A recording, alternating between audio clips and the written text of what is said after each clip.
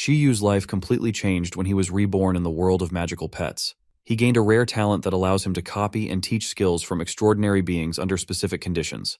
Will he be able to become the strongest pet tamer? Let's find out. The story begins on a peaceful day, with Shiyu sleeping soundly in bed. Suddenly, a book falls on his head. As he regains his senses, fragmented memories of an accident while exploring ruins flood his mind. Assuming he was rescued, he is bewildered to find himself in an unfamiliar room. In front of him stands a mirror, and as he gazes into it, he is shocked to see a completely different face and body staring back. It dawns on him that he has transmigrated into another body. Moments ago he was a young archaeologist, but now he is an ordinary high schooler. Scanning the room, his attention is drawn to a book. Picking it up, he realizes it is about taming animals. As he reads, memories from his new identity begin to surface. He learns that he is no longer on Earth, but on a planet called Blue Star. In this world, animals, plants, and even elements of nature like mountains and rivers can evolve into intelligent and powerful beings. To someone from Earth, they would be akin to mythical creatures. Humans here possess special powers called taming, allowing them to control these evolved beasts. Through meditation, tamers create alternate dimensions in their minds, enabling them to capture and tame these extraordinary creatures. Thanks to this ability, humanity has thrived, ushering in the taming era. Tamers are revered as elites, but the wilderness beyond human settlements is dominated by powerful beasts that sometimes wreak havoc. Shiyu recalls that his current self has lost his family to a monster rampage. With a clearer understanding of this world, he fully grasps that he has transmigrated. However, the realization leaves him unimpressed.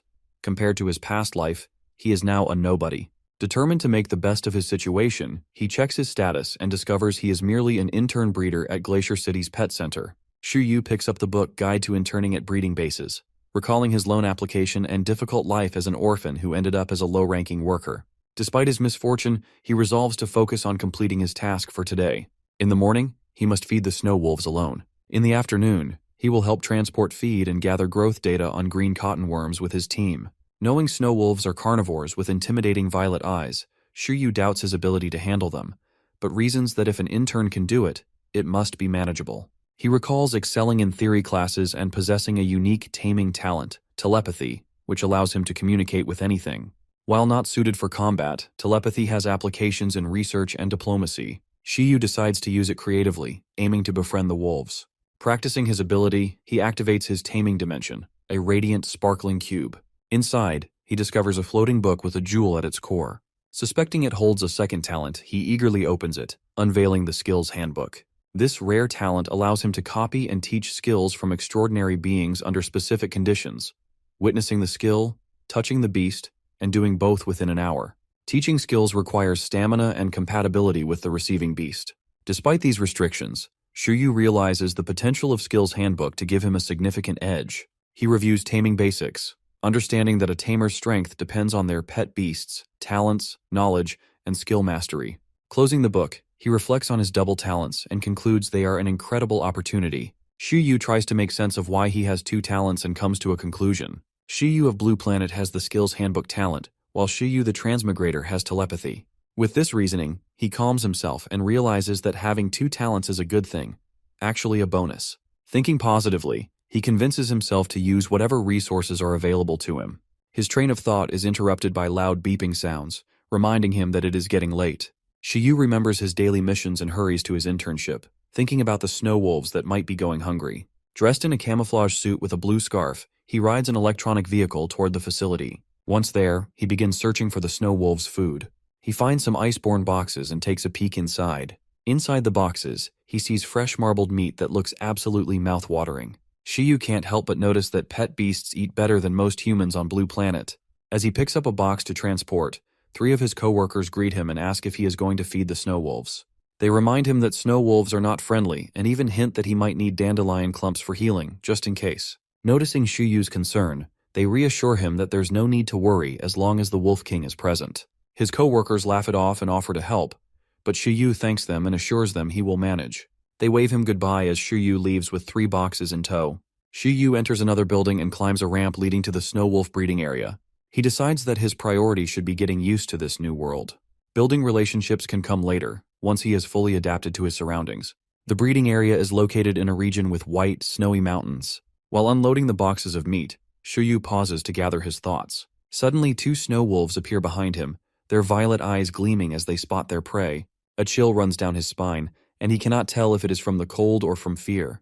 The wolves release a loud roar, startling him. Shiryu turns around and screams as a pack of snow wolves stands tall before him. Memories flood back into his mind, delivering critical knowledge just in time. Like a computer suddenly loading data, Shiryu remembers that snow wolves possess an ice attribute and are classified as high-level transcendent beasts. Snow wolves, which evolved in snowy mountains, have the strength to destroy steel and the ability to hunt stealthily in blizzards. Their skills include freeze crunch, icy slash, snow mask, and cold breath. Shiryu is unsure whether this information makes him more confident or even more panicked. Using his telepathy talent, he reads the thoughts of the snow wolves. The beasts are extremely hungry, so hungry that even Shiryu looks like a potential meal to them. The wolves stare at him with mischievous smiles, and Shiryu wonders if telepathy is truly a blessing or a curse. As the snow wolves continue to approach, Shiryu contemplates whether he is here to feed them or to become their food. Their sparkling violet eyes remain locked on him as he holds the box of meat meant for their meal. Feeling desperate, Shiryu shouts for the Wolf King, hoping for help. He recalls being told that everything would be fine as long as the Wolf King was present. A strong, commanding howl suddenly echoes across the snowy landscape. Emerging from behind the pack is an enormous wolf adorned with gold bracelets on each leg and 2 golden bands on his body. The Wolf King walks boldly toward Shiryu, and the other wolves immediately step aside and sit as he passes. The sight of the majestic creature leaves Shiryu frozen in place. The Wolf King approaches him, lowering his nose to Shiryu's forehead. The cold sensation leaves Shiryu wondering if this is the Wolf King's way of marking him. Perhaps the king is leaving his scent as a sign of acknowledgement. Shiryu is simply relieved that the marking involves a nose boop instead of something more alarming. Before Shiryu can fully process the situation, the skills handbook suddenly materializes before him. He has not summoned it, and its unexpected appearance catches him by surprise. The handbook opens on its own, and a ball of light begins to grow in the center of the pages. A new piece of information appears in the book stating the Wolf King's skill, Intimidation. Intimidation is a high-level mental skill that allows the user to scare, deter, or command others using their aura. It can even knock out weaker opponents entirely. Shiryu stares at the skills handbook in awe as he realizes that the Wolf King has just demonstrated a rare and powerful ability. Shiryu begins his day by using the skills handbook to copy the skill Intimidate, which represents King's trait. Shiryu dreams of teaching this powerful skill to his future pet beast. He even fantasizes about raising a beast king someday. His thoughts are interrupted by the low growl of the Wolf King, who looks down at him, seemingly curious if Shiryu is scared. Through telepathy, Shiryu perceives the Wolf King's thoughts and notes that the creature has no idea how thrilled he is. He picks up the meat box and begins feeding the snow wolves. Since the Wolf King has marked him, the wolves remain calm and tame. Taking advantage of this, Shiryu reaches out to brush the tops of their heads. To his astonishment, an exclamation point appears, indicating that the skill Intimidate can be taught to them. Overjoyed, Shiryu envisions raising his own Wolf King. However, he quickly tempers his excitement, realizing the dangers of unleashing multiple Wolf Kings without careful planning. Refocusing on the task at hand, he ensures the wolves are well fed. The feeding session ends without the wolves using other skills, leaving Shiryu unable to copy additional abilities. Afterward, he leaves the snowy mountains and drives to his next destination, thrilled by his acquisition of a high-level mental skill. On the way, he spots a greenback eagle soaring above, and a prompt appears suggesting that Intimidate could also be taught to the eagle. The idea of raising both a Wolf King and a Bird King excites him further, but he decides to proceed cautiously. With 3 months of internship ahead, there's no need to rush. As he continues his journey, Shiryu notices a billboard advertising the Iron Bamboo Base promotion, offering Iron Eaters at 50% off for residents of Pingcheng District. He has already booked an Iron Eater as his first pet beast and is delighted with his choice. Despite their name, Iron Eaters are incredibly cute, resembling pandas with green eyes, round bodies, and fluffy fur. Classified as middle-level transcendent beasts, they possess only one skill, Harden, which seems unimpressive in a world of rapid evolution.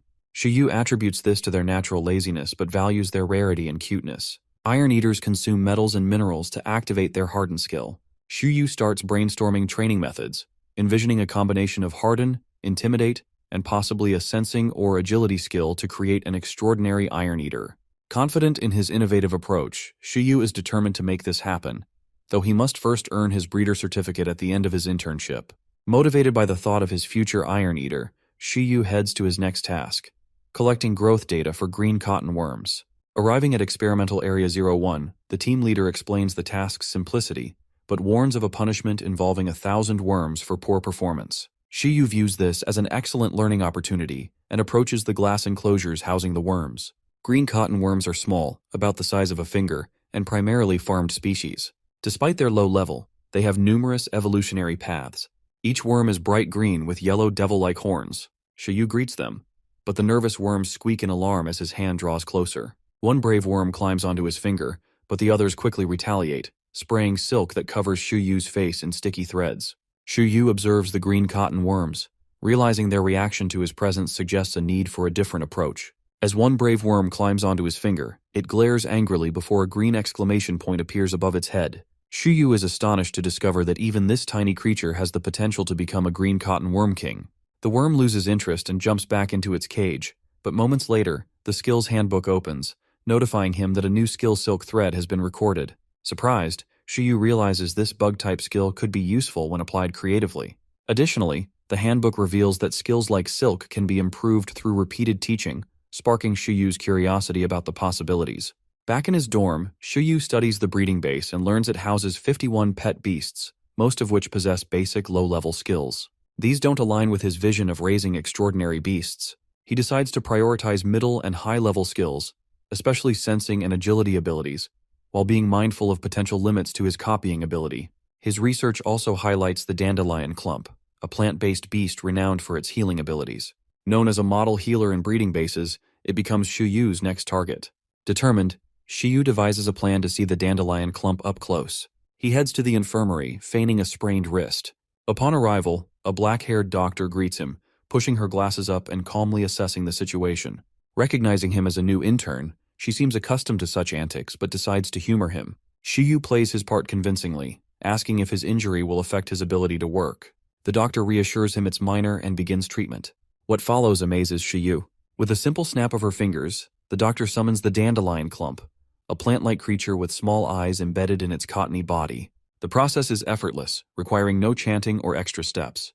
The dandelion clump moves toward Shiyu, its presence calming and magical. It begins healing his wrist, and Shiyu feels the pain vanish almost instantly. He casually remarks that it wasn't too painful, but inwardly, he's deeply impressed by the speed and precision of the treatment. As the dandelion clump finishes, the skills handbook opens again. A notification appears. High-speed healing recorded. Shiyu is stunned to realize he has copied a middle-level wood-type healing skill that significantly accelerates recovery. Shiyu confirms he can copy the skills of pet beasts at the facility and reflects on his progress. With 3 months left in his internship, he knows he has plenty of opportunities to collect skills. After his wrist is healed, the doctor teases him for overreacting, and even the white dandelion plant communicates that his injury was minor. Feeling guilty, Shiyu promises to be more careful and decides to return later with snacks as a thank you gift for both the doctor and her plant beast. He rationalizes that even small injuries treated by pet beasts help improve their skill mastery, making his experiment worthwhile. Back in his dorm, Shiyu realizes that repeatedly teaching skills can enhance his pet beast's mastery. This discovery feels like a game changer, potentially accelerating their training. He reflects on the day's events, amazed at how much he has learned in such a short time. Remembering that the doctor is an intern tamer, Shiyu thinks about the unified examination of the Tamers Association and wonders how long it will take for him to become an official tamer. With these thoughts, he falls asleep. Over the next 3 months, Shiyu focuses on collecting high-potential skills, avoiding low-level ones. He adds Super Sight, a wind-type skill from high-level bird beasts that enhances eyesight, and Absolute Slumber, a recovery skill from a breeder's transcendent pet beast. The latter allows rapid recovery through deep sleep and pairs well with high-speed healing, saving medical expenses for his beasts. Shiyu jokes that his Iron Eater will need to understand his financial constraints. However, Shiyu discovers a limit to his skills handbook. It can only store 5 skills. Frustrated but determined, he brainstorms ways to expand the handbook's capacity, theorizing that improving his taming talent might unlock this feature. He also learns about the importance of strengthening his taming dimension through meditation, which enhances its capacity to handle higher-level beasts, speeds up their growth, and amplifies his taming talents. Shiyu sets a goal to become a professional tamer within a year. With his Glacier City breeding base intern breeder certificate in hand, Shiyu prepares for the next phase of his journey. He heads to the Iron Bamboo breeding base to meet the Iron Eater he purchased 3 months ago. As he approaches the base, Shiyu reflects on his hometown, Glacier City, a second-tier city in the Pingcheng district, known for its specialty beast, the Iron Eater. Standing at the entrance of the Iron Bamboo base, Shiyu looks up the stairs with determination. Shuyu reaches the top of the stairs, wiping sweat from his forehead. The place feels deserted. As he catches his breath, a loud roar startles him. Looking up, he freezes as an enormous iron eater is staring back at him. Confused, Shuyu stumbles back, only to realize it's a mascot. The person inside, Lin Shuju, who is an employee at the Iron Bamboo base, with Iron Bamboo staff written on the costume. Shuyu feels both disbelief and amusement at the sight of someone wearing such a heavy costume in this heat. Introducing himself, he asks Lin, the person in the costume, if it's uncomfortable. Lin explains the mascot helps her connect better with iron eaters, which is crucial for breeders. Shuyu agrees, appreciating her logic. Realizing from her voice and mannerisms that she's a girl, Shuyu humbly admits he's still learning, while Lin modestly assures him anyone can do her job with effort. The conversation shifts when Lin enthusiastically pitches Iron Eater costumes, offering a discount for 2. Hoping for a discount on his Iron Eater instead, Shuyu reluctantly agrees, feeling slightly disappointed but follows her inside. Lin removes the mascot, revealing a tall girl with long black hair and striking yellow eyes, wearing a green panda sweater and shorts. Shuyu silently hopes she won't try to sell him the sweater too. At the reception desk, Lin confirms Shuyu's paperwork is in order, and he can collect his Iron Eater. Excitement builds, but Lin explains only one Iron Eater is left, as Shuyu arrived late. The remaining one has health and personality issues, likely why it wasn't chosen earlier. Shuyu compares his situation to Ash Ketchum's from Pokemon, feeling like this is his version of being left with Pikachu. Determined not to be discouraged, Shuyu follows Lin through the Iron Eater's peaceful environment. The area is serene, with trees, a forest, and a walkway above a flowing river. Lin explains that during the hot season, Iron Eaters are especially lazy, with larger ones being more docile and smaller ones remaining active. They finally reach the last Iron Eater, which greets them with an annoyed frown. As Shuyu observes it, the Iron Eater suddenly rams into a nearby tree with surprising force. Shuyu sighs, thinking this Iron Eater clearly isn't the smartest one, but he's determined to make the most of his new companion. Lin explains that the cub faced complications at birth, making him weaker than others. While most Iron Eaters learn the harden skill by 1 year old, this cub has yet to master it, which many see as a lack of talent. Lin points out that this has shaped his unique personality. Unlike the typically gentle Iron Eaters, this cub regularly rams into trees, training himself to learn harden and grow stronger. Lin highlights the cub's discipline, noting that his hard work compensates for his lack of natural talent. She emphasizes how rare such determination is in Iron Eaters. Shuyu agrees, acknowledging that while the cub may lack talent, his perseverance is inspiring. Lin assures him that raising the cub in a taming dimension will help him develop his skills faster. She also mentions that the cub's rigorous training gives him an unusually large appetite. Excited, Shuyu decides to take the cub. One of his concerns about Iron Eaters had been their laziness, but this diligent cub resolves that issue. Lin double-checks if he's sure, noting that most tamers prefer talented beasts. Shuyu confidently replies that he values hard work and feels a strong connection with this cub. Lin smiles, reassured by his resolve. When Shuyu asks for a discount, Lin apologizes, explaining that all Iron Eaters are treated equally. However, since this is a special case, she offers a month's supply of Iron Bamboo. Grateful, Shuyu happily accepts. Lin approaches the cub, named 11, and pets him gently, informing him that he's been chosen by a tamer. Through telepathy, Shuyu hears 11's thoughts. The cub is initially resistant, declaring that Iron Eaters aren't slaves and that he can grow stronger on his own. Lin calmly picks up the defiant 11, warning him that running away means no food. She explains that having a tamer will help him learn harden faster and provide a better life. Hearing this, 11 looks at Shuyu and begrudgingly thinks about food and a comfortable bed. Shuyu chuckles, reassuring the cub that he'll provide those as long as he can afford them. 11 reluctantly agrees, insisting he isn't a slave but will accept food and a bed. Lin smiles at his stubbornness, confident that 11 will thrive with proper care. Shuyu asks if they can forge a contract. Lin agrees, standing by as they prepare. Facing each other, Shuyu and 11 form their bond. As the contract is completed, 11 is transported into Shuyu's taming dimension. Lin watches quietly, reflecting on 11's extraordinary determination. She wishes them both a better luck. Shuyu feels the exhaustion of the process but quickly recovers as a warm green aura surrounds him, making him feel energetic again. Lin congratulates him on successfully contracting his first pet beast and advises him to let 11 get familiar with the taming dimension. She warns him not to summon and return 11 too frequently, as it might cause stress. She assures Shuyu that if 11 adjusts well to the taming dimension, he should be able to learn harden within a week. The skills handbook suddenly opens in front of Shuyu, notifying him that a new beast contract has been detected, his tamer points have increased, and new recordable skills have been unlocked. Yu quickly realizes that the energy he felt earlier must have come from his new pet beast, 11. It dawns on him that this same energy likely helped Lin overpower 11 earlier, despite the Iron Eater's natural stubbornness. Lost in thought, Yu processes all the new developments. Lin notices and asks if something is wrong. Snapping out of it, Yu explains that he feels like his body has improved in quality and that he's still adjusting to it. Lin confirms that this is normal for first-time tamers and reassures him that he will get used to it over time. For now, she advises him to focus on getting the paperwork settled.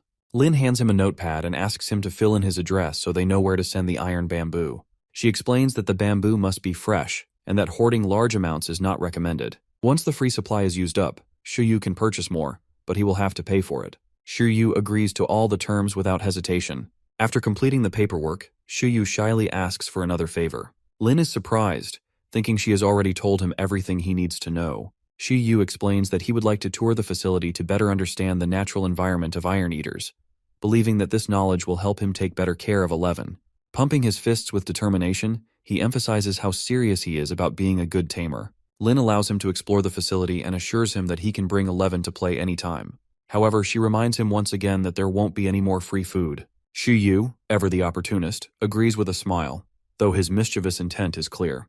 With a new skill slot unlocked in his skills handbook, he plans to use the opportunity to touch the other Iron Eaters and copy their skills. After 2 hours of touring the facility, Yu manages to copy the skills of the Iron Eaters. As expected, they all have the skill Harden, a low-level metal-type ability that hardens their bodies with an invisible layer of armor.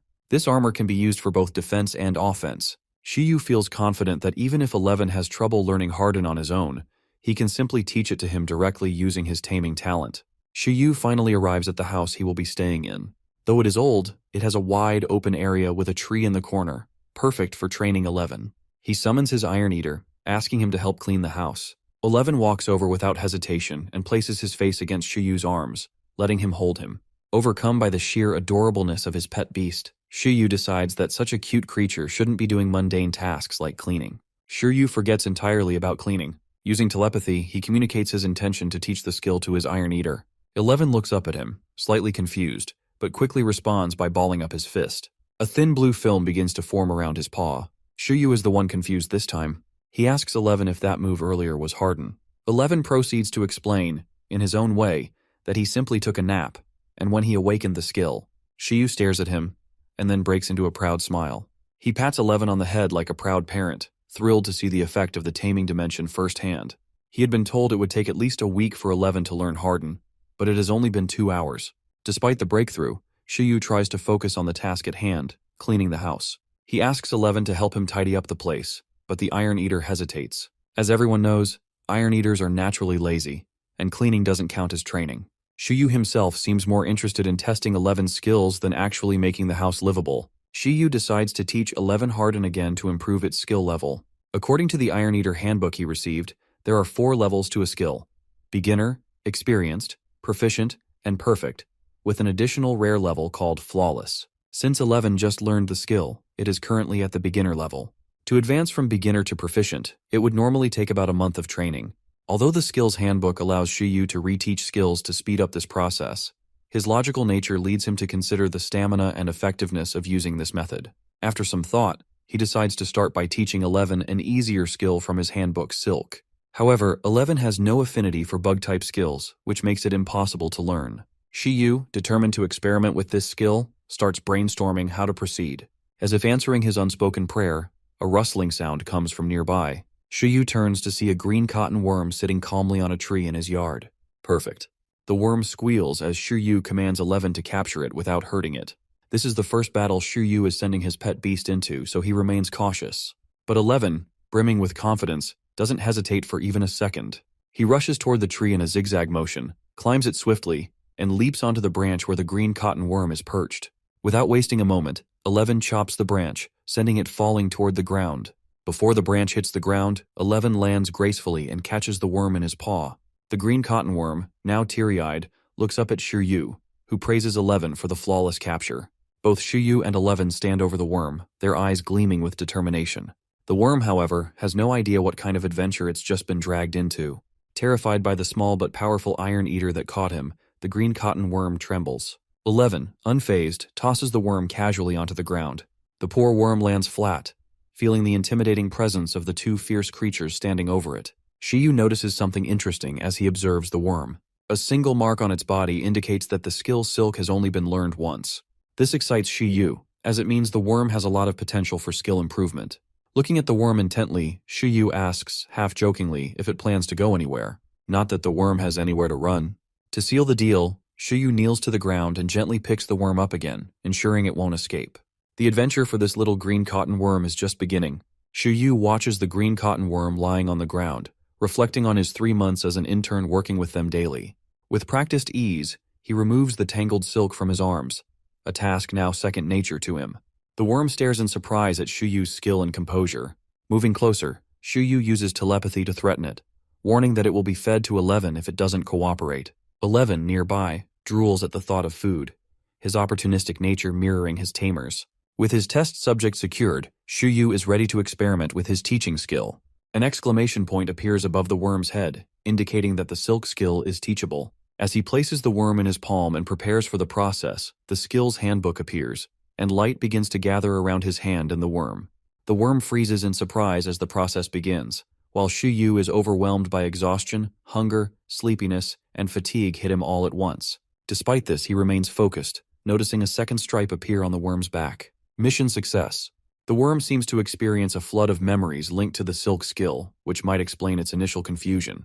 When the process ends, the worm appears stronger and more confident. It leaps from Shiyu's hand and unexpectedly binds his hands mid-air with upgraded silk threads. Instead of being startled, Shiyu is proud. The quality of the silk is impressive, and though it's still no match for his abilities, he admires the worm's effort. The worm, feeling defeated, submits to Shiyu. Shiyu observes that the worm's silk skill has upgraded from beginner to experienced level. He notes that the silk it produced matches the high-quality threads from the best green cotton worms at the breeding base. However, the worm hasn't grown in size despite the upgrade. He wonders whether the level increase was due to the worm's own understanding of the skill or if his teaching power played a role. Regardless, the experiment is a success. Exhausted but satisfied, Shiyu considers teaching another skill. Opening the skill's handbook, he finds the teaching feature locked for 8 hours. Shiyu realizes the cooldown is likely due to stamina consumption, a protective mechanism to prevent burnout. Deciding to rest, he notes that the cooldown for low-level skills is 8 hours, and he dreads how long it will take for higher-level skills to unlock. For now, he places the green cotton worm in a small cage on a tree, noting its new golden house matches its upgraded status. As he rests, Shiyu begins to think about ways to shorten his recovery time. If pet beasts have supplements to aid their training, surely tamers could benefit from them too. Shiyu tells 11 he'll prepare bamboo shoots with sliced pork and rice for dinner. As expected, 11 begins drooling at the mention of food. Shiyu asks him to rest and promises to call when dinner is ready. However, 11 refuses, irritated by the suggestion. Determined to train, 11 feels behind in terms of skills and insists on starting immediately. Shiyu realizes that, as Lin said, 11 isn't a typical iron eater. He wonders if 11 feels unworthy of food unless he trains. After another attempt to get 11 to rest, Shiyu reluctantly agrees to let him practice outside. 11's mood instantly brightens. Once outside, Shiyu notices there's no equipment for proper training. 11 points to the house walls as a potential target, but Shiyu stops him, horrified at the thought of his walls being destroyed. Instead, he suggests practicing the harden skill in short bursts on specific body parts, reassuring 11 that more advanced techniques can come later. 11 agrees, and a potential disaster is avoided. Shiyu sighs in relief, adding training equipment to his growing list of things to buy. His urgent financial needs weigh on him, prompting him to brainstorm ways to earn money. He focuses on raising the green cotton worm, hoping that once its silk skill reaches perfect mastery, it will produce high-quality silk that could be sold. For now, the worm is low maintenance, eating only ordinary leaves, but Shiyu sees it as a future source of income. After dinner, Shiyu checks on 11 and finds the Iron Eater already asleep on his bed. 11's belief that training is required before and after meals touches Shiyu. He wonders if 11's determination stems from a fear of abandonment.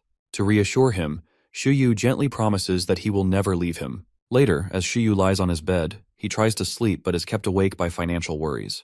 He also wonders why he doesn't have a phone or computer, but his curiosity about using a panda as a pillow takes precedence. Deciding to leave these concerns for tomorrow, he finally falls asleep. The next morning is peaceful. The green cotton worm happily uses its silk skill to gather leaves for breakfast. Suddenly, a loud sound breaks the tranquility. Shiyu bursts out of the house, excitedly announcing that he's fully recovered. He opens the skills handbook and confirms that the cooldown has passed, allowing him to teach skills again. Feeling energized, he declares that the day is off to a great start. His plan is to teach 11 the harden skill again to improve its mastery, but first, he needs to buy supplements. Before leaving, he checks on both his pet beasts, telling 11 to continue resting. He promises to let him out after his shopping trip. Shuyu greets the green cotton worm as he leaves the house, surprised to see it gathering leaves for itself. The worm munches away carelessly, completely unbothered. Shuyu reflects on its diet, realizing the worm has been eating the leaves from a neglected pimon tree instead of the nutritious plants found at breeding bases. He resolves to improve its diet by collecting better leaves on his way back to ensure the worm stays healthy and productive. As Shuyu walks through the busy streets, he notices how much his life has changed since becoming a tamer. At a stoplight, his attention is caught by a two-wheeled carriage pulled by blue dogs. The driver, sporting a green mohawk, expertly steers the dogs. Shuyu feels a twinge of pity for the dogs, realizing that beasts are used not only for combat, but for everyday tasks as well. His thoughts are interrupted by a woman shouting at her gemstone cat, a luxurious brown and white feline adorned with gemstones and gold bangles. The cat walks down the street, far more expensive than Shuyu's possessions. As the woman chases it, Shuyu wonders who is walking whom, the lady or the cat. He recalls that gemstone cats typically require a tamer to control them, but this one doesn't seem to have one. Shuyu remembers that the cat's optical skills evolve when paired with a cat's eye gemstone, making them highly valuable. The gemstones themselves are even more expensive. As he continues walking, Shuyu starts to consider how gemstone cats could be another potential money-making opportunity in the future. He eventually arrives at the 100 Herbs Hall, where a clerk with curly green hair and glasses greets him. Shuyu asks about selling silk, and the clerk explains they buy only high-grade silk produced by green cotton worms raised on a specific diet.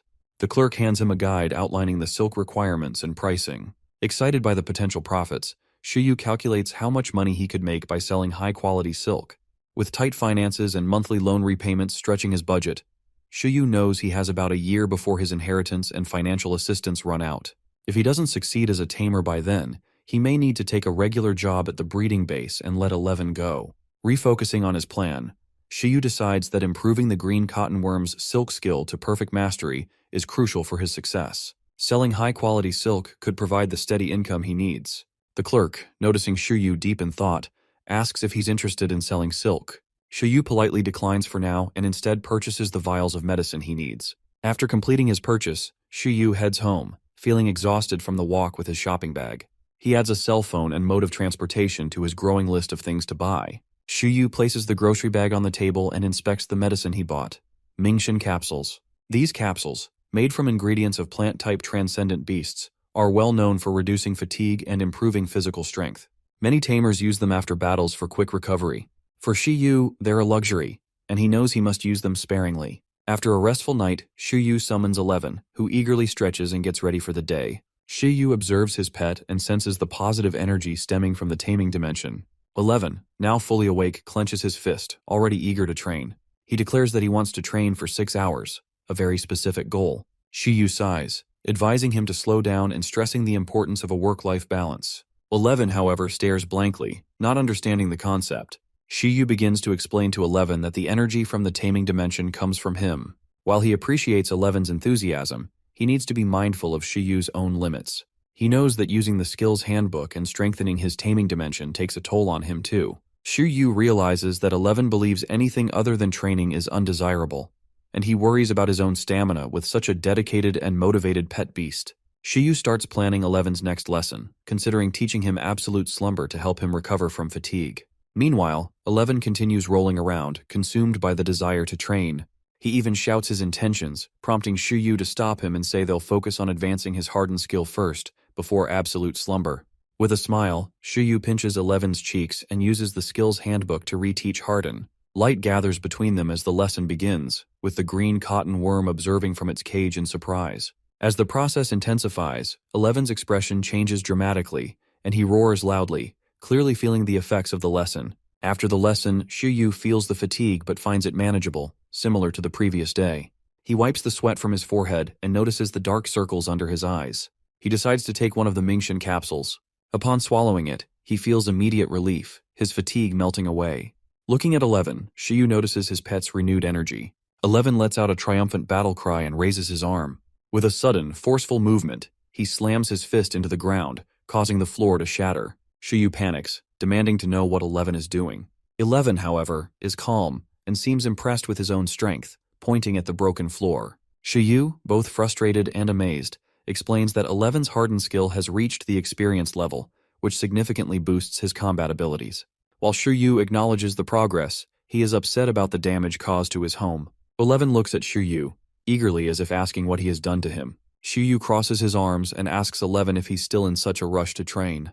11 mimics him, but then looks disappointed, realizing he didn't truly earn his recent power upgrade. He insists on training intensively for 24 hours straight in exchange for keeping his newfound strength. Shuyu sighs, warning 11 that non-stop training won't help him level up but only push him to his limits. Nevertheless, 11 is determined. To prevent damage to the house, Shuyu sets rules for the training. While 11 trains, Shuyu relaxes on the porch, reviewing the skills handbook. Thanks to the Mingxian capsules, his stamina is restored, but the cooldown for teaching skills is still 24 hours, aligning perfectly with 11's training. Shuyu observes 11's improved ability to maintain the blue light on his fist, now able to harden his skin for 30 seconds and activate harden faster. The focus today is to improve speed and learn to harden multiple body parts simultaneously. Worried about the house's safety, Shuyu realizes he needs proper training equipment. This prompts him to add it to his shopping list, along with other necessities for improving 11's environment within the taming dimension. He decides that for 11's growth, environment is the key element to improve. While reflecting on his taming dimension, Shuyu recalls that binding intensity, scale, and environment are the key elements. With 11 already disciplined, Shuyu focuses on creating the best environment for his pet's growth. He plans to teach 11 absolute slumber to help with recovery, and is confident that with proper care, 11 will progress quickly. However, financial constraints remain a challenge. To address this, Shuyu visits a shop to browse steal options, mindful of future costs. Despite the concerns, he reassures himself that the investment in 11's growth will be worthwhile. The next day, Shuyu's green cotton worm enjoys a healthier diet, as promised. Shuyu meditates, focusing on improving 11's taming dimension's environment. Watching 11 train with determination, Shuyu looks forward to working on hardening skills the following day. A new day begins, and Shuyu hears a knock on the door. He hurries to greet the visitor and sees that the durable alloy steel boards he ordered from Fatso Gang have arrived. After completing the transaction, the delivery man informs him that the items can be returned at no extra charge if there are any defects. Once the delivery is done, Shuyu summons 11 to help inspect the boards.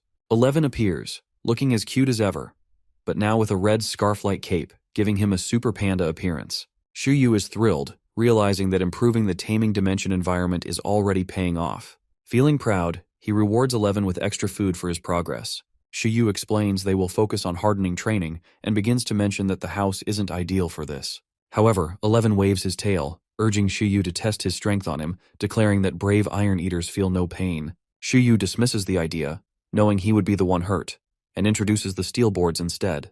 Shuyu instructs 11 to harden his body and practice charging downward onto the boards from a height. Naming the routine training by falling, he explains they can adjust the difficulty by changing the starting height.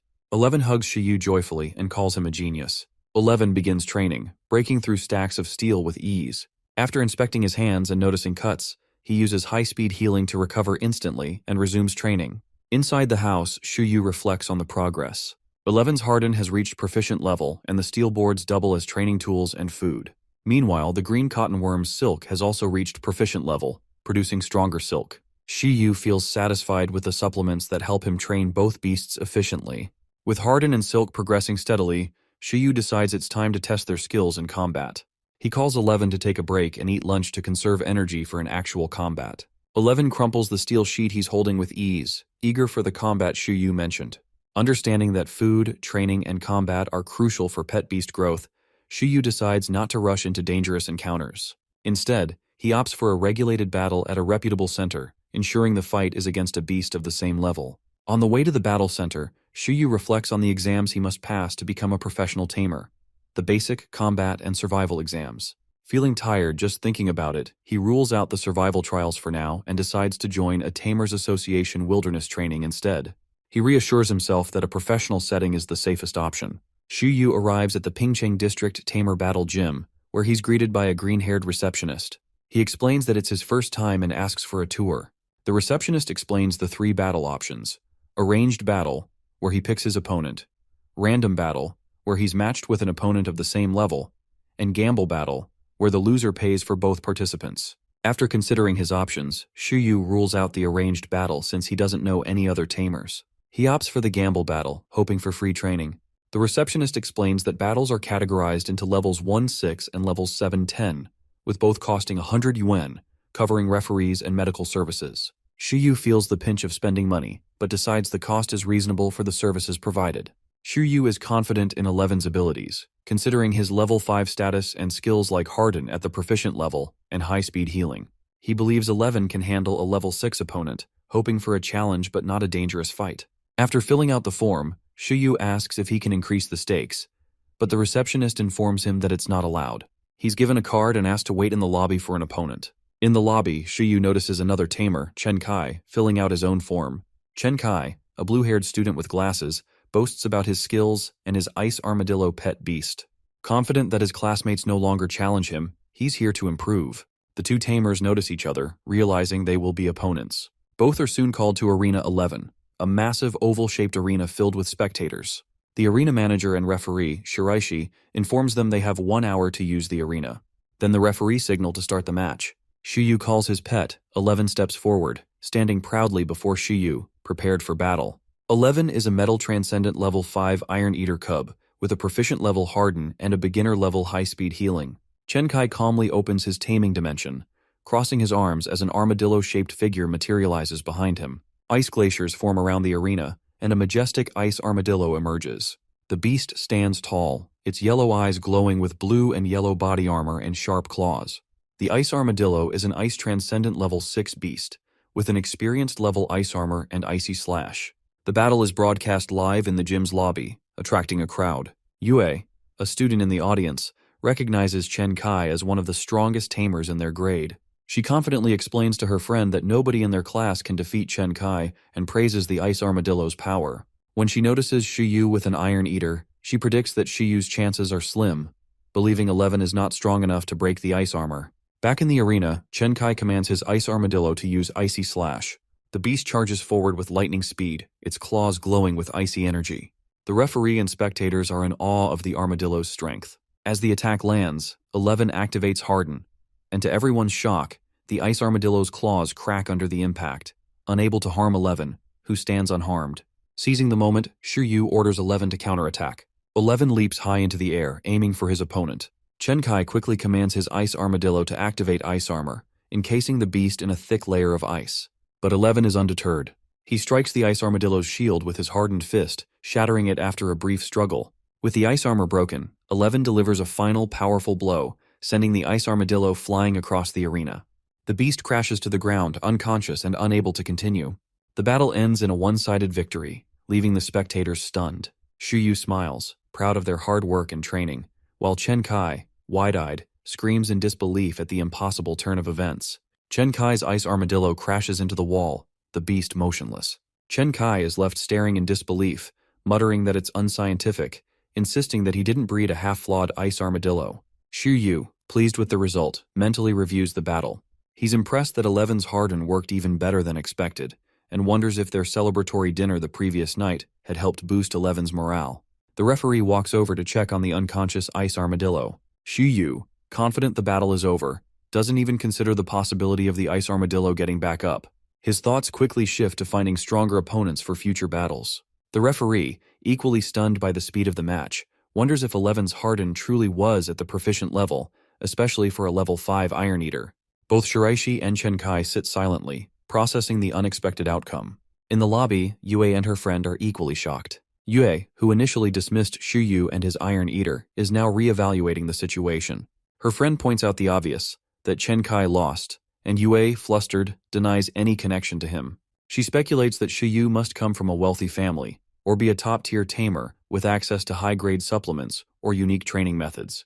Despite her earlier confidence in Chen Kai, Yue hopes he can recover from this defeat. Chen Kai recalls his ice armadillo to his taming dimension, eyeing Shuyu as he pats 11 on the head. 11 waves enthusiastically at the defeated tamer, almost taunting him. Chen Kai, determined to focus on his training back at school, vows to never forget this defeat. The referee declares Shuyu the winner, meaning Chen Kai has to cover the battle fees. Shu Yu briefly celebrates with 11 before sending him to rest in the Taming dimension. Chen Kai, still curious about his opponent, asks if Shu Yu is a student from Pingcheng. Shu Yu confirms he is from Pingcheng and had recently graduated from Glacier City. Chen Kai, assuming Shu Yu must have been one of the top tamers from Glacier City, is stunned by the apparent skill gap. Chen Kai, feeling motivated to train harder, takes the defeat in stride. However, as he reflects on their conversation, something doesn't quite add up. He realizes that Shu Yu's timeline doesn't make sense. Chen Kai is about to graduate, but his graduation is still a month away, while Shu Yu claims to have already graduated. Shiraishi overhears and explains that different majors have different graduation timelines, with battle, referee, medical, and breeding majors graduating earlier due to internships and job placements. This revelation hits Chen Kai's pride hard, especially when he learns that Shu Yu isn't even a battle major. Shiraishi asks if Chen Kai's ice armadillo needs medical attention, and though Chen Kai knows it will heal in his taming dimension, he decides to pay for the health center's services. Sullenly, he agrees to pay the 200 wen for the match and leaves. Meanwhile, Shu Yu is already considering his next challenge. He approaches the receptionist, hoping to face a stronger opponent. However, he learns that tamers are grouped by their pet beasts' levels and cannot challenge those at a higher level. Frustrated but undeterred, Shu Yu asks about arranged battles. The receptionist informs him that while he can arrange a battle with someone, he doesn't know anyone personally to invite. He leaves, determined to find someone at the Tamers Association who might present a worthy challenge. Shu Yu steps off the bus and heads to the Tamers Association, his mind racing with thoughts of finding a worthy opponent or an interesting mission to pursue. The Tamers Association is a bustling hub for missions, skill testing, and tamer training, offering an opportunity for individuals like Shu Yu to further develop their skills and their pet beasts. With the increasing demand for capable tamers, the association runs regular wilderness training sessions in Pingcheng and offers various missions that range from low-level tasks to more challenging ones. Despite his usual preference for more rewarding and money-making ventures, Shu Yu wonders if any of the available missions could be suitable for Eleven's training. Inside the building, Shu Yu immediately heads to the mission application machine. While he has money on his mind, today, his focus is on finding a mission or opponent that will challenge 11 and help him grow. After browsing through the 1-star, 2-star, and 3-star missions, Shu Yu is disappointed. Many of the available tasks, like capturing stray cats or exterminating earth rats, seem tedious and far from what he is looking for. He jokes to himself about the absurdity of some of the missions, such as a task involving wind locusts that would have 11 flying to catch the pests. Shu Yu notes that, while amusing, these missions do little for 11's development. However, one mission catches his eye, exterminating earth rats. These small red creatures, though weak individually, are cunning and can become dangerous when they attack in swarms. Shu Yu sees the mission as an opportunity to work on 11's reflexes, envisioning it as a game of whack-a-mole. He decides to take the task on, hoping that it will improve 11's agility and precision, skills that would prove valuable in future battles. Shu Yu picks up the Earthrat mission card and begins to leave, but then he spots a familiar face, Chen Kai. Chen Kai, still reeling from his defeat, looks up in surprise as Shu Yu greets him and casually asks how his ice armadillo is doing. Chen Kai awkwardly admits that his pet has recovered, but his pride is still bruised from the loss. When Shu Yu asks if he's taking a mission, Chen Kai is curious about what kind of task someone as skilled as Shu Yu would pursue. Shu Yu shows him the Earthrat mission card and explains his plans to exterminate the pests. Chen Kai is surprised that Shu Yu intends to tackle the mission alone, pointing out that Earthrats are elusive and tricky to catch in large groups. Most tamers, he explains, form parties to deal with the mission more efficiently. To Shu Yu's surprise, Chen Kai enthusiastically proposes they form a team to tackle the mission together. Although Shu Yu initially considers politely declining, Chen Kai reassures him that he will recruit 2 of his classmates, forming a 4-person team. Chen Kai even begins laying out an elaborate plan, assigning roles such as stalling, distracting, and attacking the rats, which makes Shu Yu feel like they're preparing for a much bigger battle. After thinking it over, Shu Yu agrees. Facing a swarm of earth rats might be too much to handle alone, and forming a team could provide valuable experience in teamwork and strategy. It could also help him establish connections with others, which might prove useful down the line. Chen Kai is thrilled by Shu Yu's agreement and promises to recruit his classmates by the end of the night. Meanwhile, Shu Yu heads to the 100 Herbs Hall to stock up on supplies for the mission. The clerk, who recognizes Shu Yu from his frequent visits, hands him multiple boxes of clearing capsules, giving him a concerned look. Shu Yu smooths things over by explaining that 11 has been working hard and that he's been feeling a bit sickly, an excuse he uses to avoid drawing attention to his frequent supplement purchases. However, he resolves that he should find a different supplier soon to avoid seeming overly reliant on supplements. After a long day, Shuyu returns home to find 11 happily munching on bamboo, content from their earlier victory. Shuyu quickly eats his dinner, satisfied by their success, but his mind is already on the next step in their journey. He looks at 11 with determination in his eyes and announces that it's time to learn a new skill. He pinches 11's face playfully, but 11 seems dejected, feeling that his strength should come from his own efforts, not external help. Despite his pet's hesitation, Shuyu wastes no time and starts teaching him the supersight skill. Shuyu explains that supersight will enhance 11's eyesight, granting him superior vision and night vision when activated using mental energy. In an instant, Shuyu teaches the skill, leaving him exhausted while 11's eyes burst with green light. The Iron Eater, curious about his new ability, walks toward the door to test it out. The results are immediate. 11 is able to see clearly at night, and he quickly decides that this skill will be a helpful addition to his training, allowing him to work even harder, especially during the night. Meanwhile, Shuyu struggles with the toll the skill teaching has taken on him.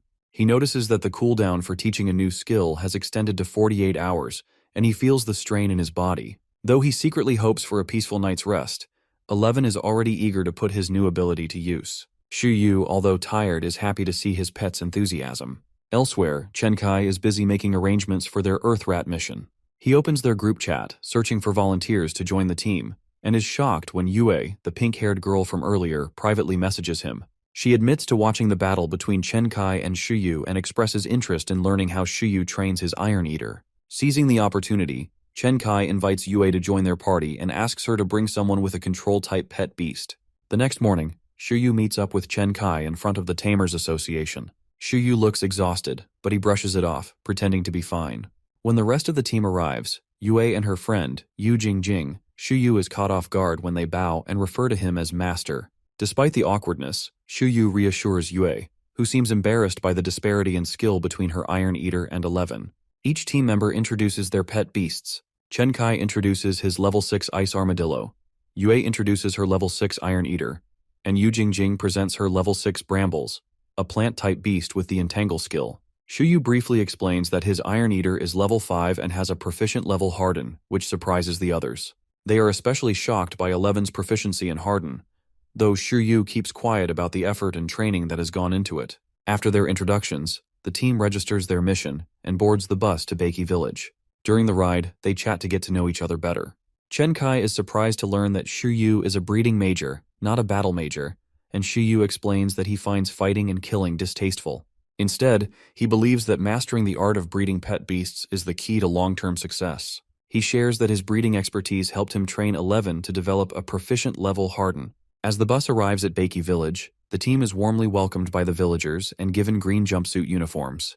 The cheerful atmosphere helps to lift everyone's spirits as they prepare for the task ahead. Shuyu, taking the lead, instructs the team to summon their pet beasts and prepares to use 11's super sight to locate earth rats more efficiently. Yu excitedly asks Shuyu if 11 was also acquired from the iron bamboo breeding base. Shuyu nods yes, confirming it, but Yue isn't satisfied with just that answer. She speculates aloud that Shuyu might be an apprentice of the Bamboo Rock Gym, a prestigious training center dedicated to raising Iron Eaters. Unfortunately for her, Shuyu shakes his head, denying the claim. Yu explains the Bamboo Rock Gym is a specialized academy led by Grandmaster Tamer Lin, a legendary figure in Pingcheng known for cultivating Iron Eaters with unique elemental abilities like electric and fire-type moves.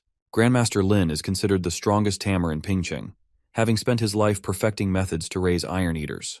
Based on Shiyu's remarkable progress with 11, it's natural for Yue to assume he's connected to the gym. Yu Jingjing chiming in mentions that while Grandmaster Lin is undoubtedly powerful, his daughter Shuju might surpass him someday. She was the youngest professional Tamer in Pingcheng, passing her pro exam at 18 before enrolling in one of the 9 majors. Now graduated, her current rank and abilities are unknown, but her reputation as a prodigy remains.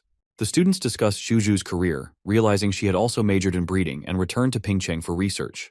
Ye remembers talking with Lin when she helped her pick out her own Iron Eater. Yue recalls Lin's goal is to research whether Iron Eaters can evolve further, a task that has stumped even her father, Grandmaster Lin. Shiyu, however, quickly shifts his attention when 11 starts growling and pawing at the ground. Shiyu confirms with a smile that 11 has detected an earth rat, and the group immediately springs into action. Chenkai pulls out a pair of binoculars and pinpoints the exact location of the rat.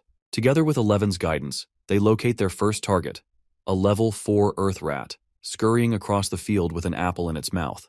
Chen Kai explains that the rat is isolated, meaning minimal danger, but they must act quickly to capture it before it reacts and escapes. Yu Jingjing reminds the group that earth rats are highly sensitive to temperature changes rather than sound or light.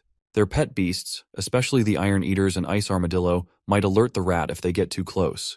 The plan is to send Brambles closer since it can pretend to be a plant and use Entangle to capture the rat. The team immediately puts the plan into action. Brambles extends its vines toward the earth rat, but the rat proves to be incredibly quick. It ditches the apple it was holding and darts across the field. The ice armadillo jumps in front of it, attempting to block its escape, but the earth rat leaps over the pet beast with ease and heads straight for a nearby burrow. Before the earth rat can escape, 11 lands directly in front of the burrow with an impact so strong it startles the rat. With 11 blocking its path, the rat freezes momentarily, giving Brambles the opportunity to successfully use Entangle. The earth rat is now surrounded by 3 pet beasts, all of whom contributed to its capture, but the spotlight is clearly on 11. The students, startled by the sheer force of 11's landing, realize that even a horde of earth rats would struggle against this iron eater. With their first target secured, the group takes a brief moment to catch their breath. They hand the captured earth rat to Shi Yu, acknowledging that without 11's presence, the rat might have escaped. Despite the successful capture, the group now understands that earth rats are more challenging than they initially thought. Even Yu Jingjing's Brambles, a natural predator, couldn't catch the rat immediately. Chen Kai and Yue give Shiyu an approving thumbs up for a job well done, but Shiyu knows the real credit goes to 11. As the group discusses their progress, Shiyu calculates the payout in his head. At 10 yuan per earth rat, capturing 100 rats would barely justify the effort and the nutrition costs required to recover afterward. He decides to focus on using this mission to train 11's super sight skill, which will make it worthwhile. The group devises a new strategy, deciding to split up and cover more ground efficiently. They agree to only target lone earth rats and to regroup at noon if anyone encounters a horde. Yu Jingjing enthusiastically poses a challenge to see who can capture the most rats, which motivates everyone to push harder. However, Yue looks a little worried, knowing that she'll likely come in last place. She doubts that her Iron Eater and 11 are not from the same species. Shi Yu gets into position with 11, and telepathically instructs his Iron Eater to aim for 20 earth rats before noon. However, 11 declares with serious determination that he will catch 200. Shi Yu tells 11 that he doesn't care about the numbers as long as the farmland and fruit trees remain intact. To keep 11's enthusiasm in check, Shi Yu sternly threatens to deduct the cost of any damages from his food budget. That warning immediately gets 11's attention, and he agrees to proceed cautiously. They run through their plan for the day. 11 is supposed to train his reflexes and physique. Shi Yu encourages 11 to refrain from using skills and assures him the mission will still be easy. Shi Yu knows that using skills would inevitably lead to destruction of the surroundings. To compensate for this restriction, he promises to buy extra food with the reward money. Motivated by these terms, 11 gives a thumbs up. At this point, it's clear that 11's priorities are training first and food second. 11 starts working. He sprints and catches one earth rat with his bare hands. Then he quickly runs left and right, chasing the pests while Shi Yu observes alongside a local. The local asks Shi Yu if his pet beast is really an iron eater, because he has never seen one so hard-working. Clearly, 11 is one of a kind. While holding earth rats in each hand and even biting one, 11 telepathically asks Shi Yu why he isn't being taught the skill Earth Sense. 11 believes digging into the ground and catching the rats there would be much easier. Shi Yu asks 11 if he now sees the value of learning more skills. 11 just looks back triumphantly, stepping on an earth rat while still holding the others in each hand. Shi Yu tells him he won't teach that skill because he plans to save the skill slots for rare ones. The local then asks them to slow down, saying it's hard to keep track of the numbers because of how quickly everything is happening. He cannot believe he is seeing an Iron Eater so proactive. 2 hours later, 11 is still bouncing left and right, while the other 3 students have already returned. They are all surprised to see that Shi Yu's Iron Eater still has so much stamina left. Shi Yu humbly explains that this is just part of their training. He mentions that all his Iron Eater does is eat and train, even dropping the line, "This is nothing." But really it's not. Shi Yu describes their 24-hour training sessions, which sometimes include jumping off roofs until 4 a.m. Chen Kai's eyes pop out in disbelief when he sees that 11 has caught 22 rats in 2 hours. That's 1 rat every 5 minutes, and double 11's name. Chen Kai shakes Shi Yu and reminds him how dead tired he looked when they met in the morning. He asks how Shi Yu keeps up with 11's endless energy. Shi Yu recommends the clearing capsules he's been taking and pops another one. The 3 students are in awe, watching him take the supplement and wondering why he works so hard. With a look of admiration, Chen Kai praises Shi Yu's effort as a Tamer. He also thinks this might be the reason he falls behind and starts to feel hopeless about competing with city tamers. They change the subject when Shuyu asks how many rats the others caught. Chen Kai got 7 and Yu Jingjin got 6. Yue looks at her classmates in annoyance and starts tearing up because her Iron Eater only managed to catch 2. She even calls her pet beast stupid. 11 hears this and proudly remembers his 3-in-1 capture. He's confident that he's just built differently. Even the local pet's 11 on the head but reassures Yue not to feel bad, saying that her Iron Eater cub is doing its best. The local admits that 11 is simply the most efficient pet beast he's ever seen. However, 11 seems annoyed at being touched by a stranger. Shiyu gets their lunch packs and they take a lunch break. While eating, they observe 11 tirelessly running around the fields as usual. Shiyu cannot seem to catch a break with his very passionate pet beast. Yui asks Shiyu if his pet beast ever rests, stating how unbelievable it is for an Iron Eater to act this way. She remembers taking a long time to pick her own cub and wonders how she missed one like 11. Shiyu continues eating and answers her with a question. He asks how they think 11 mastered a proficient level of harden. They respond in unison, agreeing that he has a point. Yu thinks about how Shiyu brings supplements and pairs them with an extremely active Iron Eater. She concludes that they are the perfect match of weirdos. Chen Kai, on the other hand, sees their hard work as inspiring. He assumes this is why the professional tamer examination passing rate in the city is so high. He asks if all city tamers are like Shiyu and how Shiyu trained his pet beast to be so disciplined. Shiyu is bombarded with questions by the top student, who is eager to learn. While the questions are exaggerated, the answers are simple. Shiyu explains that he takes supplements because using the skill handbook is draining. He adds that 11's hardworking personality is his own strength. Shiyu didn't even have a choice when picking his Iron Eater. Both Shiyu and Shiyu know that 11 has great potential. Shiyu admits that his partnership with 11 is a coincidence and can't be explained simply. Chen Kai stands up, convinced that training hard is the key to success. Yu Jingjin also stands up and promises to purchase clearing capsules. Chen Kai smiles, thinking he has discovered the secret recipe. If Shiyu can do it, he believes he can too. The students are young and full of hope. Shiyu quietly wishes them luck with a tired expression. They begin talking about the professional tamer examinations. Shiyu is a breeding major, so Chen Kai asks if he'll take the professional breeder examination. Shiyu responds that he plans to take the professional tamer examination instead. This has been his plan all along. Shiyu knows he could become rich as a professional breeder, but this would expose his talents. He fears the public's reaction, as it might be viewed as unfair, like a cheat code. After all, there are laws in their country, but there's also a class divide between high-ranking tamers and civilians. Big companies control everything, and nations compete fiercely.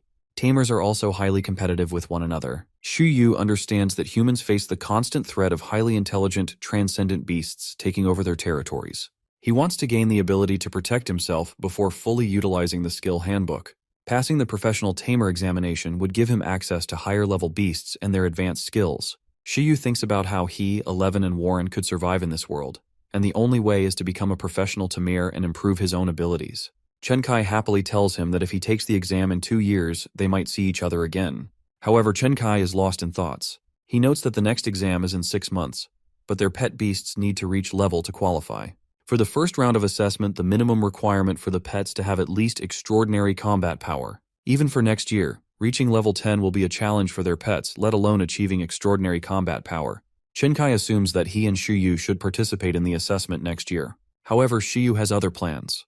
He confidently tells them they'll only meet if he fails the next exam. Shiyu thinks that if he cannot support 11 and his training with his little savings, he must get the professional certificate as soon as possible to provide for his pet beast. Chen Kai seems concerned and asks Shiyu, wouldn't it be a little hard for 11 to go from level 5 to extraordinary in just 6 months? Chen Kai looks concerned, knowing that some beasts get stuck before reaching the extraordinary level. Everything will depend on the beast's ability to overcome that challenge. Shiyu remains confident, saying that while reaching the extraordinary level may be difficult, level 10 should not be a problem. He points out that it's not impossible for beasts below this level to take part in the professional exam. Chen Kai asks if Shiyu is referring to the special exam. Yue and Yu Jingjing are confused and ask if he means the leapfrog challenge, where a beast can challenge one of a higher rank. Shiyu explains that if a beast cannot reach the extraordinary level, they can still take the leapfrog challenge.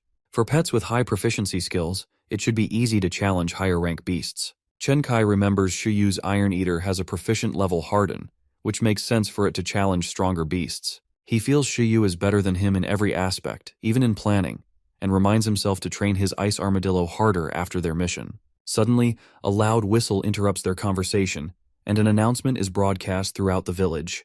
It's an indoor release animal tide yellow warning signal, meaning a group of ferocious beasts is approaching the city wall, and their numbers are expected to grow. Citizens are instructed to follow the defense guidelines. The announcement causes panic in the village. People scramble to finish their work and gather their belongings. The old man looks worried and tells Chen Kai and his group to head home. Chen Kai, wanting more details, asks about the situation. The old man explains he doesn't know much but suspects the beasts in Snow Mountain are causing trouble. He warns that if the situation worsens, evacuation orders may follow. Shiyu thinks it's not time to panic yet. The difference from 10 years ago is that high city walls have been built between the Snowy Mountain and Pingcheng District. The Guardian Corps and the Tamer Association have stations on both sides of the wall to defend against beast rampages. Shiyu believes that if there's a real risk of a breach, a different code will be issued. Chen Kai suggests they check the situation, but Yue opposes, saying they'd only get in the way. Shiyu agrees with Yue and suggests they return to the Tamer Association. Since this is a long-term mission, they can always come back later and complete it once things settle down. They can also learn more about the warning at the association. Back at the Tamers Association, the group asks the receptionist about the situation. The receptionist doesn't know the specifics, but mentions there have been 2 code yellow warnings this month. Before they can process the information, someone calls out to Chen Kai and Yu Jingjing. They turn to see their teacher, Mr. Zheng. He explains he was nearby when he saw the group chat Chen Kai sent and decided to check on them. Shiyu looks surprised to learn the students have a group chat with their teacher. Mr. Zhang asks Chen Kai if the people with him are friends. Chen Kai confirms they are Tamers from another school. Mr. Zhang quickly realizes the group is concerned about the rampage warning. Chen Kai asks how serious the situation is. Mr. Zhang suggests they move to a quieter place to talk as the Tamers Association lobby is too noisy. As they walk, Shiyu is already thinking ahead, knowing the area where he lives is not very safe and wanting to prepare for the worst. Outside the Tamers Association, Mr. Zhang reassures the group that the defense facilities are much better than they were 10 years ago. He explains that the Tamer Association has the resources to respond quickly. He also mentions that city Tamers would be deployed if Pingcheng couldn't handle the situation alone. Furthermore, if the Guardian Corps struggles to maintain defense, reinforcements from surrounding cities will assist. Because of this, Mr. Zhang doesn't see the Snowy Mountain as a major threat and emphasizes that the government is well prepared for rampages. The group stops at a garden to continue the discussion. Chen Kai remains worried about the possibility of a full-scale rampage, but Mr. Zhang reassures him. He says it's only a small-scale gathering of beasts, not as big as the incident 10 years ago. Shiyu, however, is curious about the cause of the rampage. Snowy Mountain beasts are ice types, so they shouldn't be trying to move toward the city due to environmental differences. He knows rampages are often caused by competition, food shortages, or other resource issues, but none of these reasons make sense for Snowy Mountain. Shiyu notes that rampages should be predictable, making the incident 10 years ago an anomaly. He suspects this may be related to the event that caused Blue Planet Shiyu to lose his family. Mr. Zhang confirms this sadly, saying the rampage 10 years ago remains a mystery. As they stand beside a giant statue, Mr. Zhang changes the subject. He asks if they know about Glacier City's history. The young group is curious, but Mr. Zhang clarifies that the story he's about to tell is based on guesses. 2,000 years ago, Snowy Mountain didn't exist. The area was once the territory of a highly developed Tamer tribe. One day, an ice dragon appeared and landed on a mountain. Its shining eyes, icy stare, sharp claws, and enormous wings marked it as a powerful creature. The dragon's arrival started an ice age, making life hard for the Tamer tribe. A single dragon became a huge problem for the entire tribe. The Tamer tribe fought the ice dragon to reclaim their land. The battle lasted for days, and the aftermath of the fight formed Snowy Mountain. The listeners eagerly ask who won. Mr. Zhang believes the Tamer tribe won. He continues, saying that ruins of the ice dragon were discovered in Snowy Mountain. The ruins resemble a cave with inscriptions at the entrance. Rumors say the ice dragon's remains are sealed inside, and its roars can still be heard, even after 2,000 years. Yu Jingjing is so scared by the story that she tries to hug Shiyu, but he pushes her away. Yue and Chen Kai are equally stunned by the tale of the dead spirit. Mr. Zhang doesn't mind their reactions and points to the statue behind them. He explains that it's an artifact archaeologists dug up and that the stone giant is the Tamer tribe's totem. He mentions that Shiyu should know a thing or two about archaeology. Everyone stares at the statue, and Shiyu asks if the tribe defeated the ice dragon using the totem. Suddenly, Shiyu hears a voice saying, "That's not how it was." He's startled, not knowing where the voice is coming from. The voice repeats the same sentence. Shiyu observes the giant statue's violet eyes sparkle and wonders if the voice is coming from it. He initially thinks it's similar to when Ultraman transforms, But then he realizes he's in the wrong universe. He focuses on the statue, thinking it should not be alive. Telepathy, he believes, only works with living creatures. He wonders if the statue would even be placed there if something were wrong with it. The voice repeats again. Shu Yu is puzzled. Yu Qingjing notices he's spacing out and brings him back to reality. Although Shu Yu initially seems nervous, he reassures them everything is okay and that he's just admiring the statue. He concludes that the others can't hear the voice. It feels like telepathy, but this time, it's the statue initiating contact. He thinks the statue may have turned into a spirit, but since they're in a busy area and other tamers are around, they should have noticed. Shi Yu wonders if fatigue is making him lose his mind. Mr. Zhang then needs to leave for an appointment. He assures the group not to worry about the rampage, saying that tamers can handle any situation, even if the ice dragon rises again. Chen Kai thanks him, and then he asks the group if they want to go back to hunting earth rats. However, Shi Yu has other plans. Before they can finish asking him, he's already running away. Chen Kai realizes he doesn't have Shi Yu's contact number and wonders how to set up their next mission. He also wonders if Shi Yu even owns a phone. Shi Yu heads directly to the Pingcheng District Library, clearly looking for clues about the stone giant. He picks up many books on Blue Planet's history, reading about the Legends, Totem, and Taming eras. The Legends era was when legendary beasts ruled the planet. During the Totem era, humans began living in territories controlled by powerful beasts. The Taming era began when humans mastered taming. The Taming era is divided into ancient and modern times. More than 100 years ago, 7 human nations formed an alliance. Though the books offer detailed history, some information is missing. Shiryu searches through the Alliance Taming database, but finds data unreadable or missing. There are no records about the disappearance of the first legendary beasts or the battle 2,000 years ago. He finds this suspicious, as if something is being hidden. Despite this, Shiryu learns a lot from the history books. His curiosity is piqued as his archaeologist instincts take over. The mystery has sparked this reaction in him. He remembers how, on Earth, he became a mythologist and explored ruins daily until a mountain collapsed on him. That event led to his transmigration here, where everything is more dangerous than Earth. He regrets not staying home to just play games or read comics. Shiryu pulls at his hair, frustrated with the past. Now that he's here, he wants to live safely and enjoy this life. Shiryu closes the book in front of him. Despite the intriguing mysteries of this world's history, he decides not to live the same way he did before. He stands in front of the stone giant statue again. Using telepathy, he asks if the statue spoke to him earlier, and if it disapproves of the history Mr. Zhang shared. Shiryu grows frustrated when the statue doesn't respond. Annoyed, he threatens to leave if it doesn't speak. Still receiving no answer, he turns his back, recalling that Mr. Zhang's story was based on theories with no actual proof. Determined to uncover the truth, Shiryu commands the statue to reveal what happened so he can share the real history. Suddenly, the statue begins to shake, and Shiryu feels a sense of victory. But as it cracks open, violet light bursts from within. A loud boom follows, and the light surges uncontrollably. Despite the chaos, Shiryu remains unharmed. He stares at the statue, waiting for more. A terrifying violet ray, like thunder, strikes the spot where the statue had been. Shiryu's face turns pale as panic sets in. He realizes the gravity of his earlier question. The once brave Shiryu now runs from the light, screaming for 11 to save him.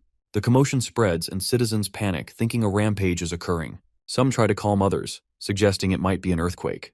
Meanwhile, the president, having been notified of the unusual events, looks out his window, sensing something significant, though he remains calm. Shiryu, still unaware of the full extent of what he triggered, returns home, anxious. He feeds 11, urging him to grow stronger to protect them in this dangerous world. 11 devours the food without a word, seemingly unaware of Shiryu's concerns. Shiryu reflects on the earlier events, the statue's breaking and the horror on his face. He deeply regrets his actions and prays that everything will be okay. Deciding to stay home for safety, he enters a lockdown mode, only planning to go out for essentials. As Shiryu tries to settle down, Warren approaches, reminding him that he hasn't been fed yet. Quickly, Shiryu provides him with leaves and fruits.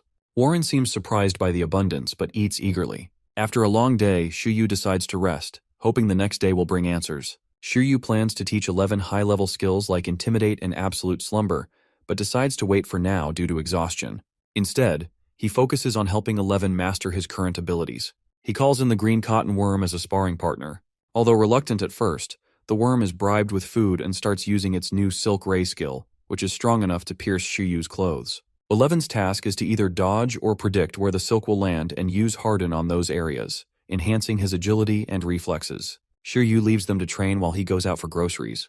On his way, Shiryu overhears rumors about the Tamer Association being closed due to the previous night's incident. He grows anxious, realizing that the disappearance of the giant statue could link him to the chaos. While he wasn't directly observed, Shuyu worries that someone with special abilities might trace the event back to him. He decides to act unaware, fearing the consequences of becoming a criminal over a simple curiosity about a stone statue. Meanwhile, a research team investigates the phenomenon Shuyu accidentally triggered. They suspect it is an unexplored ancient dimension, caused by a rip in time and space. Lu, a researcher on the team, is uncertain about the exact nature of the event. The team discusses the ice dragon ruins connected to the glacial plain. Lu mentions that someone must have interacted with remnants of history to trigger the dimension. They are determined to find the person responsible. 4 days later, Eleven's quick heal and super sight skills are at an experienced level, while Harden remains proficient. Shuyu feels confident in their progress, but continues searching for opponents to test their strength. He returns to the 100 Herbs Hall to buy more supplements, so frequently that the clerk suggests he cut back. The clerk mentions a student in the south buying the same pills in bulk, and Shuyu wonders if it's Chen Kai. Curious, Shuyu asks the clerk about the Tamer Association's closure and the explosion. The clerk, seemingly well-informed, reveals that an unexplored region has appeared, and Pingcheng will soon take off. Shuyu is confused and asks him to explain.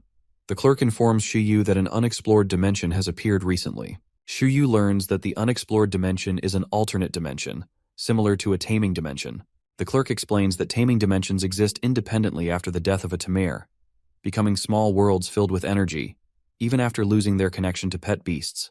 These dimensions may contain rare resources and creatures, but they're usually weaker than when they were active taming dimensions. Shuyu is relieved that the situation is not as dire as he thought, but still curious about how simply interacting with the statue summoned an unexplored dimension. The clerk reassures him that no dangerous monsters have been reported inside, and top tamers can handle any threats. On his walk home, Shuyu reflects on the statue's destruction and wonders about the connection between the unexplored dimension and true history. He feels regret for breaking his promise to expose the truth, and decides to wait until he's stronger before returning. However, when a knock comes at his door, he grows nervous, wondering if someone has tracked him down for destroying the statue. The voice outside claims to be offering welfare aid, but Shuyu, suspicious, calls out. The door opens to reveal Lu Qingyi, a doctor in archaeology from ancient capital university. She mentions being at the site of the unexplored dimension earlier and asks for Shuyu's cooperation. Surprised, Shuyu invites her in, introducing himself as a jobless tamer. As they walk through the yard, Lu directly asks if he had anything to do with the statue's destruction and whether he heard a voice coming from it. Shuyu is taken aback, feeling as though she knows everything. Lu explains that while the statue is not alive, Shuyu's telepathy allows him to sense the emotions and convictions of inanimate objects, giving them a form of spirit over time.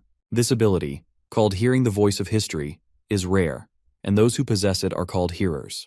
She tells him that this talent is valuable in archaeology, especially when uncovering hidden histories or deciphering ancient ruins. She then shows Shuyu an image of the unexplored dimension he triggered, and explains that he stirred the spirit of the statue, causing the appearance of an ancient ruin that might reveal the true history of Glacier City. Lu believes Shuyu has great potential and invites him to join her as an archaeologist, sensing his natural talent for the field. Shuyu feels a whirlwind brewing in his mind.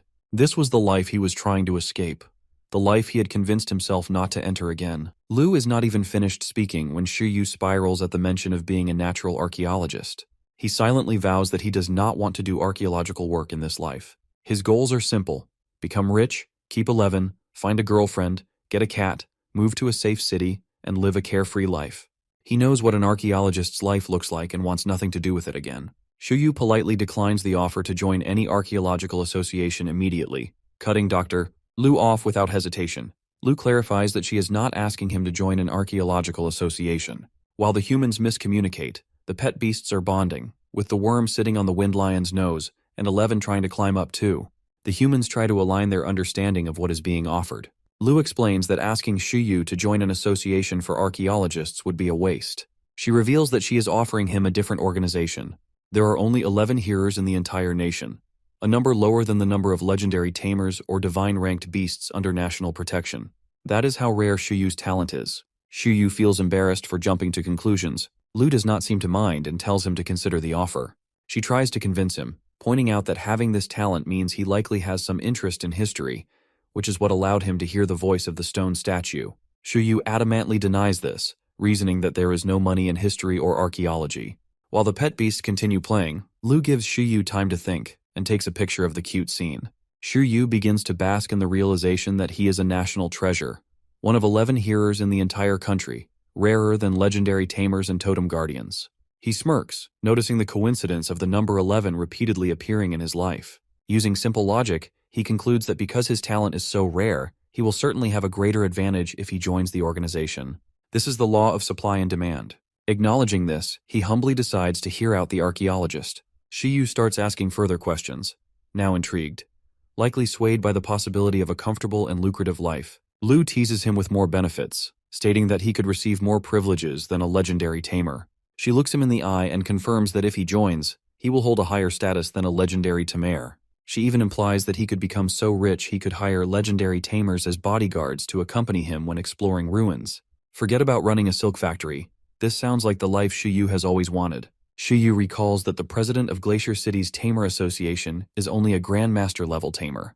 This means his potential status could surpass that of the president. Legendary tamers command overlord-ranked creatures and are in charge of offices in first-tier cities, so joining this organization could place him above even them. Shu Yu becomes hopeful and excited, overwhelmed by the positive possibilities. The organization seems amazing, and with so much to gain, he feels there is nothing to lose by trying. Despite his initial hesitation about being forced into archaeology, Shu Yu now feels fortunate. What started as reluctance has transformed into excitement. He tries to act normal, though he is brimming with joy inside. He asks Dr. Lu what his duties would be if he joined. Lu assures him that the organization has a simple structure, with no restrictions or requirements. She believes that having the hearer talent naturally brings a passion for learning and discovery. Lu looks up at the sky and recalls how hearers are often the first ones on the scene when new legendary ruins are discovered. Hearers typically support or even lead explorations. Possessing the ability to hear the voice of history marks someone as extraordinary. While this comes with expectations and pressure, she emphasizes how special this ability is. Shu Yu seems less concerned about the pressure and more thrilled by the benefits, especially after hearing that there are no assigned duties. Being able to do what he wants, while gaining access to high-ranking bodyguards, unlimited resources, and abundant information, sounds like a dream. Before his daydreams carry him further, he asks for the name of the organization. Lu proudly presents her badge and introduces the National Department for the Strategic Investigations and Reinforcements of Ruins, also known as Department 11. The organization handles critical ruins, and its members are regarded as the special forces of the archaeological field. Shu Yu internally groans at the repeated appearance of the number 11 in his life, but quickly rethinks it, deciding that it might be his lucky number now. Using the benefits as bait before explaining the organization's purpose seems to have been an effective strategy, as Shu Yu begins to feel like he can't refuse the offer. Shu Yu gives a thumbs up to confirm his agreement to join. He asks Dr. Lu if she herself is a member of the department. Lu confirms that she is one of the 11 members. Shu Yu winces at the number 11 coming up again but says nothing. Lu reaches out her hand to welcome Shu Yu to Department 11 and informs him that he is now a probationary member. Shu Yu shakes her hand thoughtlessly and agrees, only to freeze mid-thought after realizing what just happened. Lu has tricked him. Shu Yu feels uneasy when he hears the word probation. Lu reveals the test that new members must take to become official. Shu Yu feels annoyed at being tricked, but since he already agreed, he has no choice but to comply. Lu points out that Shu Yu is currently too weak, even as a probationary member, but then she surprises him by whipping out her phone and transferring 10 million bucks to his account as starting funds. This is his signing bonus, intended to help him become a professional tamer and support his archaeology studies. Hearing the amount, Shu Yu's annoyance instantly vanishes. His opportunistic nature shines through as he begins to glow with excitement. He reassures Dr. Lu that he will accomplish whatever she asks of him and, of course, eagerly asks when the 10 million bucks will arrive. Shu Yu feels deeply thankful, knowing that this money will change his life. To him, it is worth more than having legendary tamer bodyguards. Realizing he no longer has to rely on the green cotton worm to generate income, he mentally frees the worm from its role. Despite their long partnership, he feels ready to let the worm go. Lu sits atop her wind lion and informs Shu Yu that the documents and money will be delivered the next day. She advises him to keep his association with Department 11 a secret unless absolutely necessary, warning that revealing this could make him a target for international spies. She also reassures him that only members of Department 11 know about his involvement in the appearance of the ancient ruin. Lastly, she explains that until his probationary period ends, she will be his only contact within the organization. Shu Yu reflects on this situation, realizing that this is indeed a honey trap. What started as no duties has now turned into a secretive position with potential risks. However, Shu Yu understands the danger of having a rare talent like his. Being one of only 11 people with his ability in the entire nation makes him a likely target, especially given his current low level. Lu assigns Shu Yu his first mission as a probationary member to investigate Glacier City's true history. She explains that there is no time limit for the task, but emphasizes its importance, as she believes that information from the unexplored dimension will help her decipher the Ice Dragon ruins. Lu is confident that Shu Yu, being born and raised in Pingcheng, will be able to hear traces of history related to the ruins. She assumes that, despite his hesitations, Shu Yu wants to uncover the truth just as much as she does. The mission seems perfectly tailored for him, and although it's a big challenge for an intern Tamer, the 10 million bucks certainly sweetens the deal. Shu Yu, now enthusiastic, asks if he can enter the unexplored dimension. Lu encourages him to do so, reassuring him that he can go without needing to reveal his affiliation with Department 11. Before leaving, Lu offers Shu Yu a gift, saying that she knows he doesn't need money for now. Resting her elbow on her wind lion, she lays out his options. The choices include a skill tome for iron eaters, a unique evolution method for green cotton worms, or a young high-ranking pet beast. Lu assumes that 11 is Shu Yu's first pet beast. Upon hearing his name mentioned, the green cotton worm, perched atop 11's head, tugs at the iron eater's fur. Lu observes this interaction and correctly guesses that the worm is a beast Shu Yu has been caring for without a formal contract.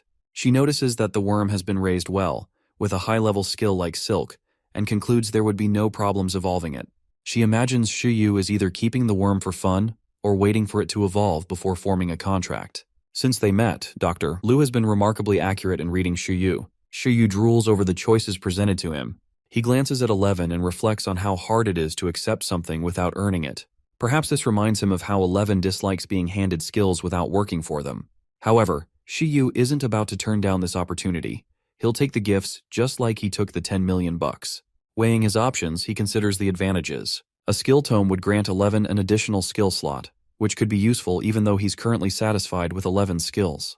The worm evolution method tempts him because he has invested so much time and effort into raising the worm, and evolving it into a powerful beast would make all that work worthwhile. The high-ranking pet beast option is equally appealing, as it would allow Shu Yu to utilize his skill handbook to study and strengthen it. Shu Yu surprises no one by asking if he has to pick just one. Lu staring at him blankly, clearly not expecting such audacity. Shu Yu argues that he needs all the resources as soon as possible to contribute effectively to archaeology. With a sigh, Lu reluctantly agrees, telling him that he can have all three, but only as an advance payment of his salary. Shu Yu learns that he cannot contract the high-ranking pet beast until he becomes a high-ranking tamer. As an intern tamer, he can only contract one pet beast at a time. The second beast must wait until he becomes an early-stage professional tamer. But even then, his taming dimension will not be strong enough to sustain a high-ranking beast's growth. This means that while the high-ranking beast is guaranteed, he will have to wait a while to claim it. Shu Yu, looking dejected but understanding, nods and focuses on the other gifts. Lu discusses the Iron Eater skill tome. She and the pet beasts turn their attention to this gift as Lu admits that she is not familiar with Iron Eaters. However, she mentions that the Bamboo Rock Gym in Pingcheng has 2 skills they can teach Iron Eaters. She offers to provide Shu Yu with a recommendation to learn directly from the gym leader. Shu Yu has already been planning to learn from the Grandmaster Tamer at Bamboo Rock Gym, as he believes that learning skills naturally instead of copying them is more reasonable. He agrees to go without protest. Picking up the green cotton worm, he hears Lu directly ask if he plans to raise it into a wind crystal butterfly before contracting it. Shu Yu shuts down the suggestion and explains that the green cotton worm is one of the beasts with the most potential. The worm, hearing this, imagines itself as a boss worm, feeling important for the first time. It turns out that green cotton worms have the highest number of evolutionary pathways among all beasts. Through metamorphosis, they can evolve into dozens of species of moths and butterflies. Evolution researchers often start their careers by studying the evolution paths of green cotton worms. These worms develop quickly, and their evolution is highly unpredictable, resembling a gamble. Researchers are kept on their toes by the unexpected outcomes, but Shu Yu seems confident that he has the best luck and will achieve the best possible evolution for his worm. Lu stands straight beside her sleepy wind lion and starts explaining the 3 chief-rank evolutionary pathways for green cotton worms. She emphasizes that the worm will likely surpass the Iron Eater in potential, making it a perfect second beast for Shu Yu. This excites her further, as 11's competitive nature will ensure both pets continue to grow stronger together. Shu Yu asks her to elaborate on the chief rank evolutions. Lu explains that the chief ranks are classified into low, middle, and high grades, with higher ranks being significantly harder to achieve. The low-grade chief rank evolution is the swallowtail butterfly, a wind and ice-type beast with the skill Blizzard. Its wings resemble beautifully crafted stained glass windows. The middle-grade chief rank evolution is the Ghost Beauty Fly, a dark-type beast skilled in curses, sneak attacks, and assassinations. Its black and violet wings have menacing cat-eye-like markings. Finally, the high-grade chief rank evolution is the Morpho Helena Butterfly, a light-type beast skilled in using light rays and illusions. It resembles a battle angel descending from the heavens. While each chief rank evolution is unique, Lou remarks that all of them are elegant in their own way. She explains that evolving green cotton worms is not simple. Specific materials and food are required to guide the worm into the desired evolutionary pathway. Additionally, the skill Silk must be at a proficient level, though achieving a perfect level would draw out the beast's full potential. Lou admits that it is difficult to reach perfect mastery of Silk and reassures Shuyu that proficient mastery is sufficient. Shuyu is reminded of the worm's short lifespan, which adds urgency to his efforts. The green cotton worm looks lost in all this information, but Shuyu absorbs it with determination and begins planning. Shuyu reflects on all the evolution forms mentioned and considers them viable choices. He goes into analysis mode, mapping out the materials needed and focusing on mastering Silk to at least a proficient level. Initially, he assumed that perfect mastery would be the minimum requirement for evolution, but now he wonders if flawless mastery might unlock 200% of the worm's potential. Curious, he asks Doctor if it is possible to achieve flawless mastery of Silk. Lou explains that it is possible, but it would require raising the worm in an unexplored or ruined dimension compatible with green cotton worms. Alternatively, he could wait until he becomes a legendary Tamer to raise the worm, though she acknowledges this is not feasible at his current level. Lou's willingness to answer his endless questions, and the crash course on green cotton worm evolution continues. Lou reminds him that there are 2 viable methods for evolution, and even offers assistance in creating an ice phoenix moth evolution. Shuyu assures her that his questions are born from curiosity, though his ambition is evident. Lou warns him not to be greedy. She points out that while flawless mastery of Silk would enhance the evolutionary potential, it would also increase the difficulty of the evolution process. A higher difficulty means a greater risk of the worm failing to emerge from its cocoon. Lou adds that the success of the evolution also depends on the materials used. Providing the right materials during the cocoon phase could teach the worm a new skill that helps it break out. However, even with the best evolution planner, there are no guarantees. Shuyu absorbs this information, reviewing it in his mind. Higher Silk mastery leads to a stronger cocoon, which increases the difficulty of breaking out. But if the worm succeeds, its evolution potential will be significantly higher. The process is both simple and incredibly complex. He recognizes that the materials he uses will be critical, as failing to learn a skill during evolution would result in failure. Using the advantages of the skill's handbook, Shuyu devises a plan to teach the worm a skill before it enters the cocoon phase. If the worm gains a skill that ensures it can break out of the cocoon, its success will be guaranteed. He also resolves to push Silk to the highest level possible. Shuyu, once again, begins thinking outside the box, feeling thrilled at the prospect of breaking tradition and using unconventional evolution methods. He wonders if he will be able to create the strongest green cotton worm evolution.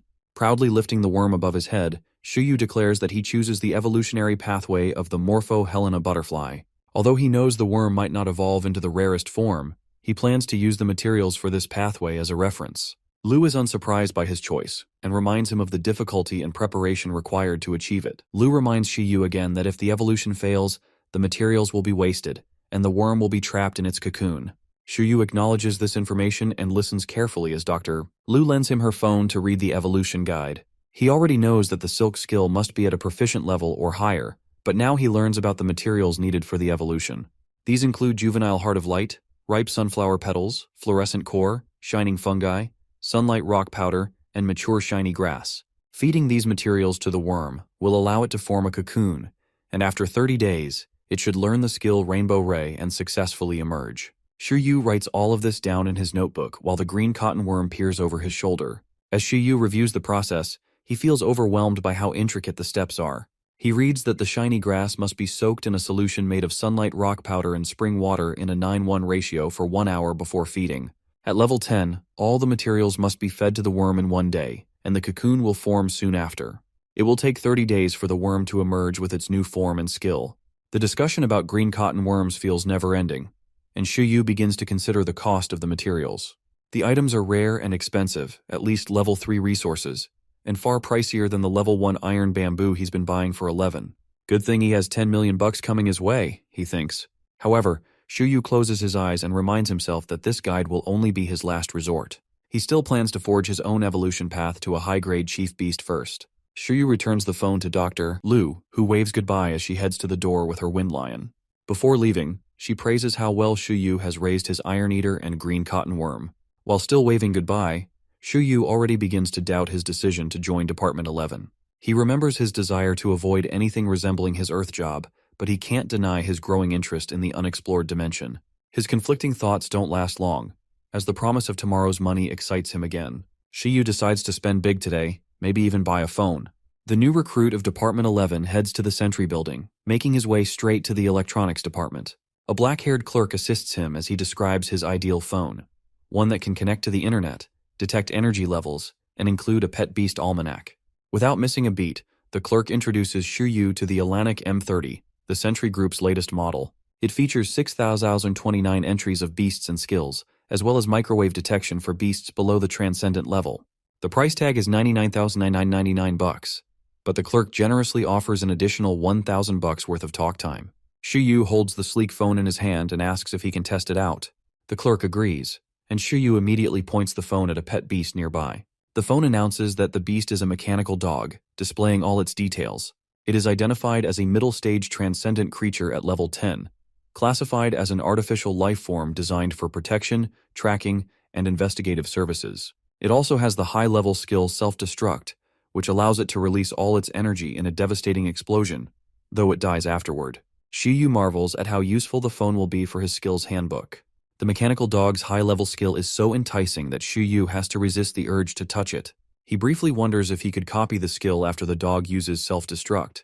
But logic kicks in, and he reminds himself that he doesn't actually need it.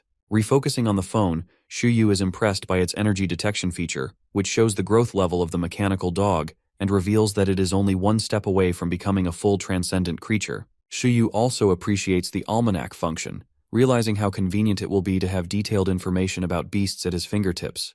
Although he is knowledgeable, most of his studies have focused on transcendent creatures, and he doesn't consider himself an expert. This phone will fill in the gaps and help him become an outstanding tamer. Feeling relieved to have such a valuable tool, Shuyu grips the phone tightly.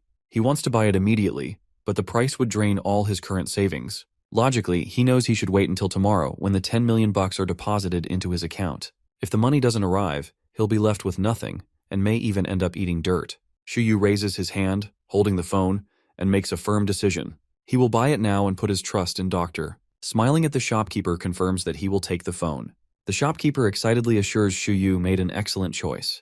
Shuyu walks around the shopping center after purchasing the mobile phone. Stopping in front of the Talent Group Pet Beast Supplies store, he thinks about Eleven's diet. While the Iron Eater loves iron bamboo, Shuyu believes it's time to give him something better. Entering the store, he starts browsing the products and uses his new phone to research potential purchases. A wooden material containing metal ores catches his eye. It's called metal core wood. It's a spiritual plant that serves as a food source for iron eaters, improving vitality and enhancing the skill harden. Metal core wood is more nourishing than iron bamboo, but it can cause overnourishment in lower-ranked iron eaters. Shuyu, however, is not worried about this for 11, whose training volume far surpasses that of ordinary iron eaters. As for the green cotton worm, Shuyu decides its diet is fine as is. He also spots a better supplement for himself in the form of strange-looking capsules, but decides to stick to bulk pills for now, keeping the capsules in mind for a future purchase. It's been a long day for Shuyu, but the day isn't over yet. Once home, he sits on his bed and begins exploring his new phone. The first thing he does is register on the Tamers Association's online portal so he doesn't have to visit the building in person. Almost immediately after registering, he receives a notification about a wilderness combat exam, which grants authorization to enter the Pincheng District ruin. The notification shocks him. It says that anything found inside the ruin will belong to the participants. This gets Shuyu to leap off his bed, his opportunistic mind immediately thinking of the treasures.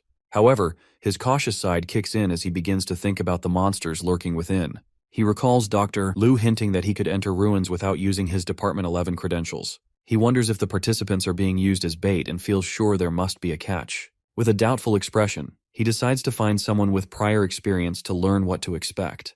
A loud growl breaks his train of thought. Shuyu notices that 11 and the green cotton worm are so hungry their tummies are growling loudly. The two beasts start screaming for food, and their Tamer jumps into action, promising them a feast.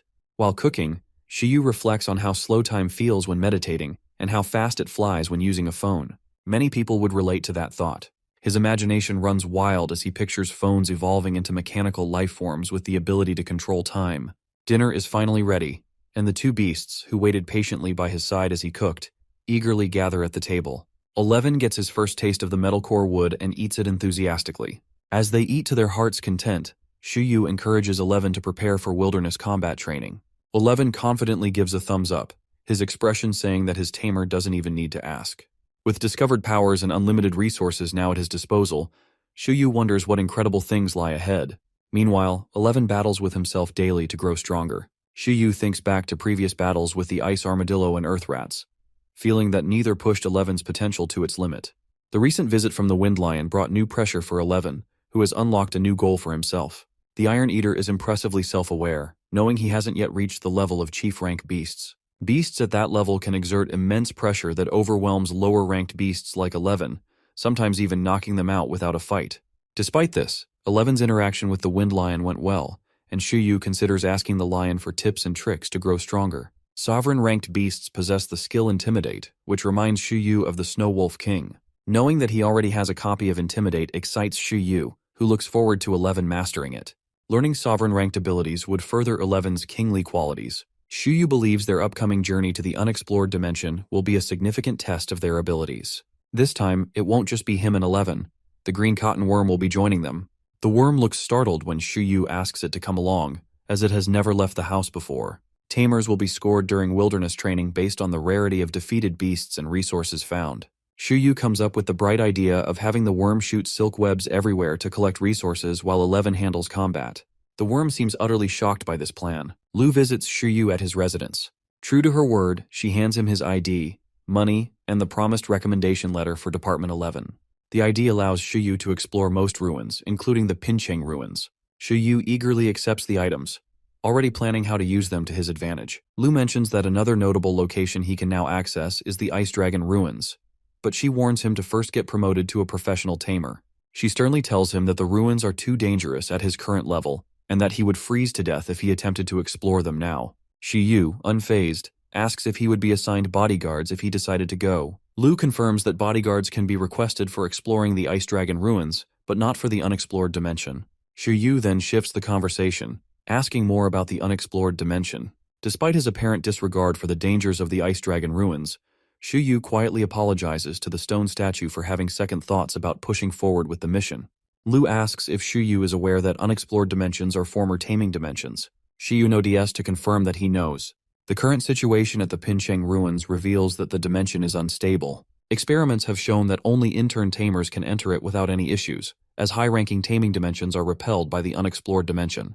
This dimension is a challenge-type ruin modified by the Tamer who previously owned it, seemingly designed to train the next generation of Tamers. Once inside, tamers will be transported to different environments, exploring the dimension solo no matter how many participants are sent in. This should be good news for Shuyu, who prefers working alone. Tamers will face clones of elemental beings and can only progress to the next environment by defeating them. The ruins are structured like a challenge with multiple stages, each featuring a boss at the end. Lu stares seriously at Shuyu as she explains that Pingcheng's intern tamers have struggled to rise to the challenge. If no one in the district can make progress, the opportunity to explore the ruins will be given to tamers from other districts, which would mean a significant loss for Pingcheng. Dr. Lu expresses her concern about the danger within the ruins. While the elemental beings reportedly defeat challengers without slaying them, this isn't guaranteed if the Tamer is too weak. Shuyu grows uneasy hearing this, as the worst-case scenario is not just dangerous but potentially deadly. Lu gives him a website link and an invitation QR code for discounts and rewards on breeding materials, hoping to motivate him to make use of the resources available to him. She reiterates that these resources will help him quickly become a professional tamer. Lu advises Shuyu to forget about the Ice Dragon ruins for now, and focus entirely on the unexplored dimension, but it seems like she is the one who keeps bringing it up. Department 11's newest recruit starts to feel like the task is too dangerous for him to take on, conveniently forgetting that it is part of the test to become an official member of the organization. His main task in the ruins is to uncover Glacier City's true history. Lu reassures him that he doesn't need to clear the entire ruins to achieve this. Using his hearing ability, he can gather clues from the individual environments. She reminds him that he is the one who triggered the ruins to appear, which means he is strong enough to handle the task. Lu instructs Shuyu to go to the Bamboo Rock Gym so that 11 can learn 2 new skills, brushing aside his clear worries. Although Shuyu acknowledges all the resources provided to help him grow stronger, his cautious nature prevails. He decides that the safest route forward is to take the wilderness combat test organized by the Tamers Association first. Proving that he is strong enough to pass the test will boost his confidence in surviving the unexplored dimension. Lu leaves. Shuyu firmly resolves that staying alive is his #1 priority. While holding his probationary ID, he reminds himself that he doesn't actually need it to enter the ruins, but holds his money even tighter, considering that more important. Despite his second thoughts about entering the ruins, his excitement for the adventure and the treasures he might find eventually outweighs his doubts. Or maybe he's just thinking about the money. Lu departs, leaving Shuyu with the knowledge that as a member of Department 11, he now has access to a powerful organization with significant influence over Eastern Glory ruins. This brings into focus the importance of archaeology on the Blue Planet. Ruins contain secrets about the world, often connected to totem-ranked and legendary beasts, making them invaluable to understanding the planet's history and power structures. Shuyu feels smug about his position, knowing that this organization will allow him to unlock legendary-ranked secrets and even hire legendary tamers as bodyguards in the future. Shuyu, brimming with happiness, carefully tucks his ID into his pocket for safekeeping. Just as he starts thinking about the challenges ahead, the worm notices a swirling green light forming around 11. Shuyu sees it too and realizes that his Iron Eater has leveled up. Reaching out to pat his pet beast on the head, he notices that 11 is now 1 meter tall. 11, surprised by his own growth, only notices it when his tamer points it out. Shuyu marvels at how fast 11 is growing and assumes it is natural for a beast of his potential. To celebrate, Shuyu brings 11 a dish of metal core wood, which the Iron Eater happily munches on. The green cotton worm watches 11 eat, looking equally pleased. Shuyu takes out his phone to check their stats and sees that 11 is now level 6 while the worm is level 4. Proud of their progress, Shuyu knows that his beasts are far from ordinary thanks to the skill handbook advantage, which ensures their skills are far superior to others at the same level. Smiling, Shuyu starts imagining the score he might achieve in the upcoming wilderness practical test. Arriving at the Tamers Association to register for the test, Shuyu is surprised by the large crowd at the venue. The sheer number of people gets him thinking. He knows that only tamers with potential will qualify to train in the ruins, and this test will also serve as a measure of who is ready to take the professional tamer exam. As he waits, he overhears participants discussing the unexplored dimension, speculating that it might be the reason so many have gathered for the test. Shuyu, despite his concerns, is resolute in his decision to move forward. With 11 and the green cotton worm by his side, he feels more prepared to face the challenges ahead.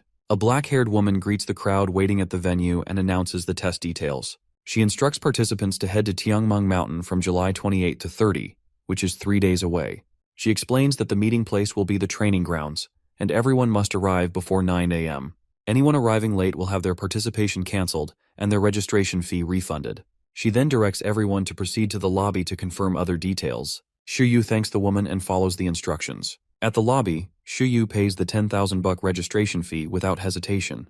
For someone who just received 10 million bucks, the cost is insignificant. The Budget King has no complaints, knowing that the experience of preparing for the professional Tamer exam will be worth every penny. 3 days later, Shuyu arrives at Tianmeng Mountain without any issues. A crowd has already gathered, many of whom likely took the warning about arriving on time seriously. Suddenly, someone calls Shuyu's name from behind. Turning around, he sees a familiar uniform and glasses, a familiar-looking old man hurrying toward him. Shuyu shouts in surprise, jokingly wondering if impure spirits are harassing him before the test. The man, looking slightly out of breath, introduces himself again. It's Chen Kai. Shuyu immediately notices how tired and lifeless Chen Kai looks, worrying that the student has consumed too many supplements. However, Chen Kai dismisses his concern and proudly explains that his efforts have pushed his ice armadillo to level 7. The top student beams with pride, looking up to Shuyu and clearly taking all of his advice to heart. Despite Chen Kai's enthusiasm, Shuyu can't help but feel concerned. He wonders if coming to the exam is the right move for Chen Kai, especially considering how 11 defeated the ice armadillo last time.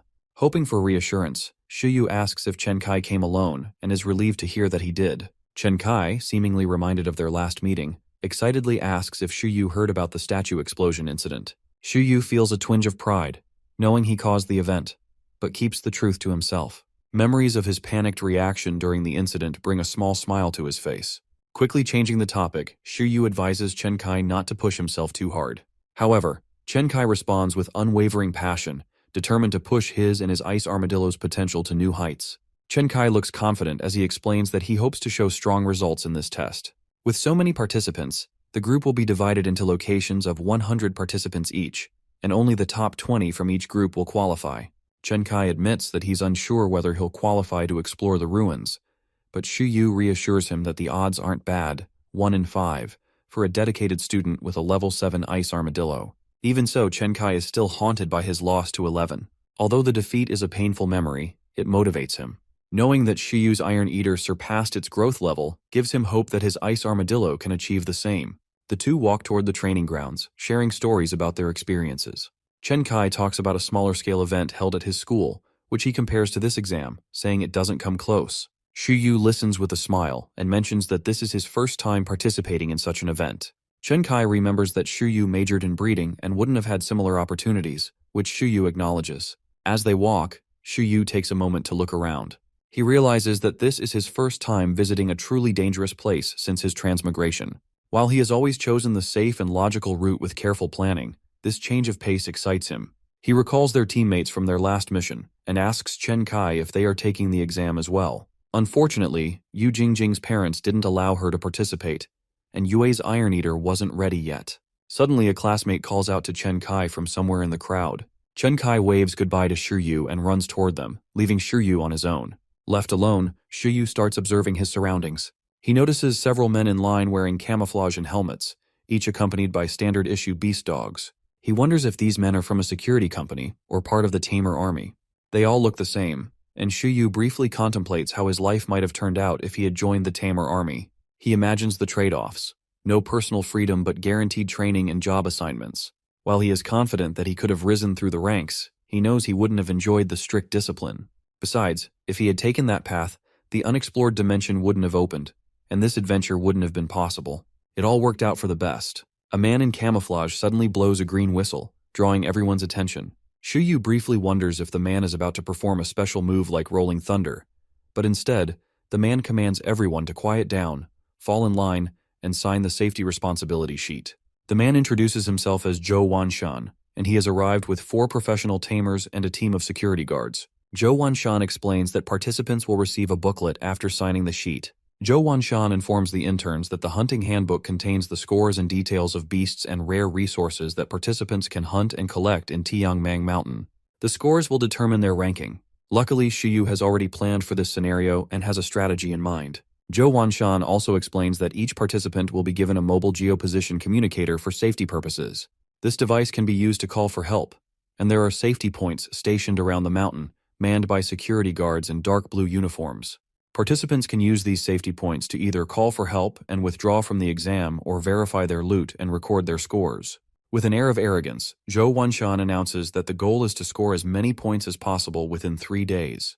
It sounds simple enough, but everyone knows the challenge will be anything but easy. He confirms that only the top 20 tamers with the highest scores will qualify to enter the ruins. The professional tamers overseeing the test take one look at the young crowd and begin questioning their survival skills. One of them, a pro with long eyelashes, even feels competitive, wishing he could participate himself since high-ranking tamers are not allowed to enter the unexplored dimension.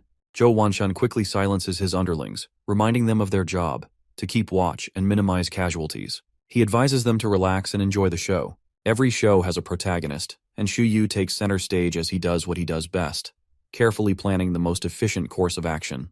Browsing through the hunting handbook, Xu Yu notices that earth rats are worth only 20 points. Dismissing them as not worth the effort, he moves on to higher-scoring beasts. His eyes land on the 4,000-point Berserk Python, a water-type level 10 middle transcendent beast with skills like Berserk and Violent Whip. The handbook notes that only 2 of these snakes exist, located in Green Lake and Shang Lake, and they are totally not recommended for participants to hunt. Xu Yu assumes beasts like the Berserk Python are meant for confident and strong tamers. Still, he can't help but analyze the skill Berserk, which grants a beast increased strength and speed in exchange for losing all sense of reason.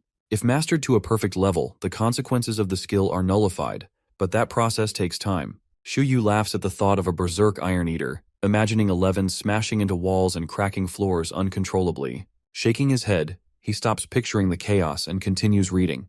His attention is soon caught by a level 10 electric slime, a middle transcendent beast with the skills Amplify and Electric Shock. Despite its harmless-looking appearance as a round ball of electricity, It's listed as not recommended for hunting. Only 3 exist in the magnetic zone, and Shiryu is intrigued to see a slime beast on the list. Knowing that slimes aren't native to Eastern Glory, he realizes that this is a rare opportunity to encounter one. The skill Amplify especially piques his interest. This ability allows a beast to shift its size at will, providing tactical advantages. Shrinking conserves stamina and speeds up recovery, while megamorphing increases a beast's size and strength at the cost of speed. Shiryu imagines 11 using Amplify, and the possibilities excite him.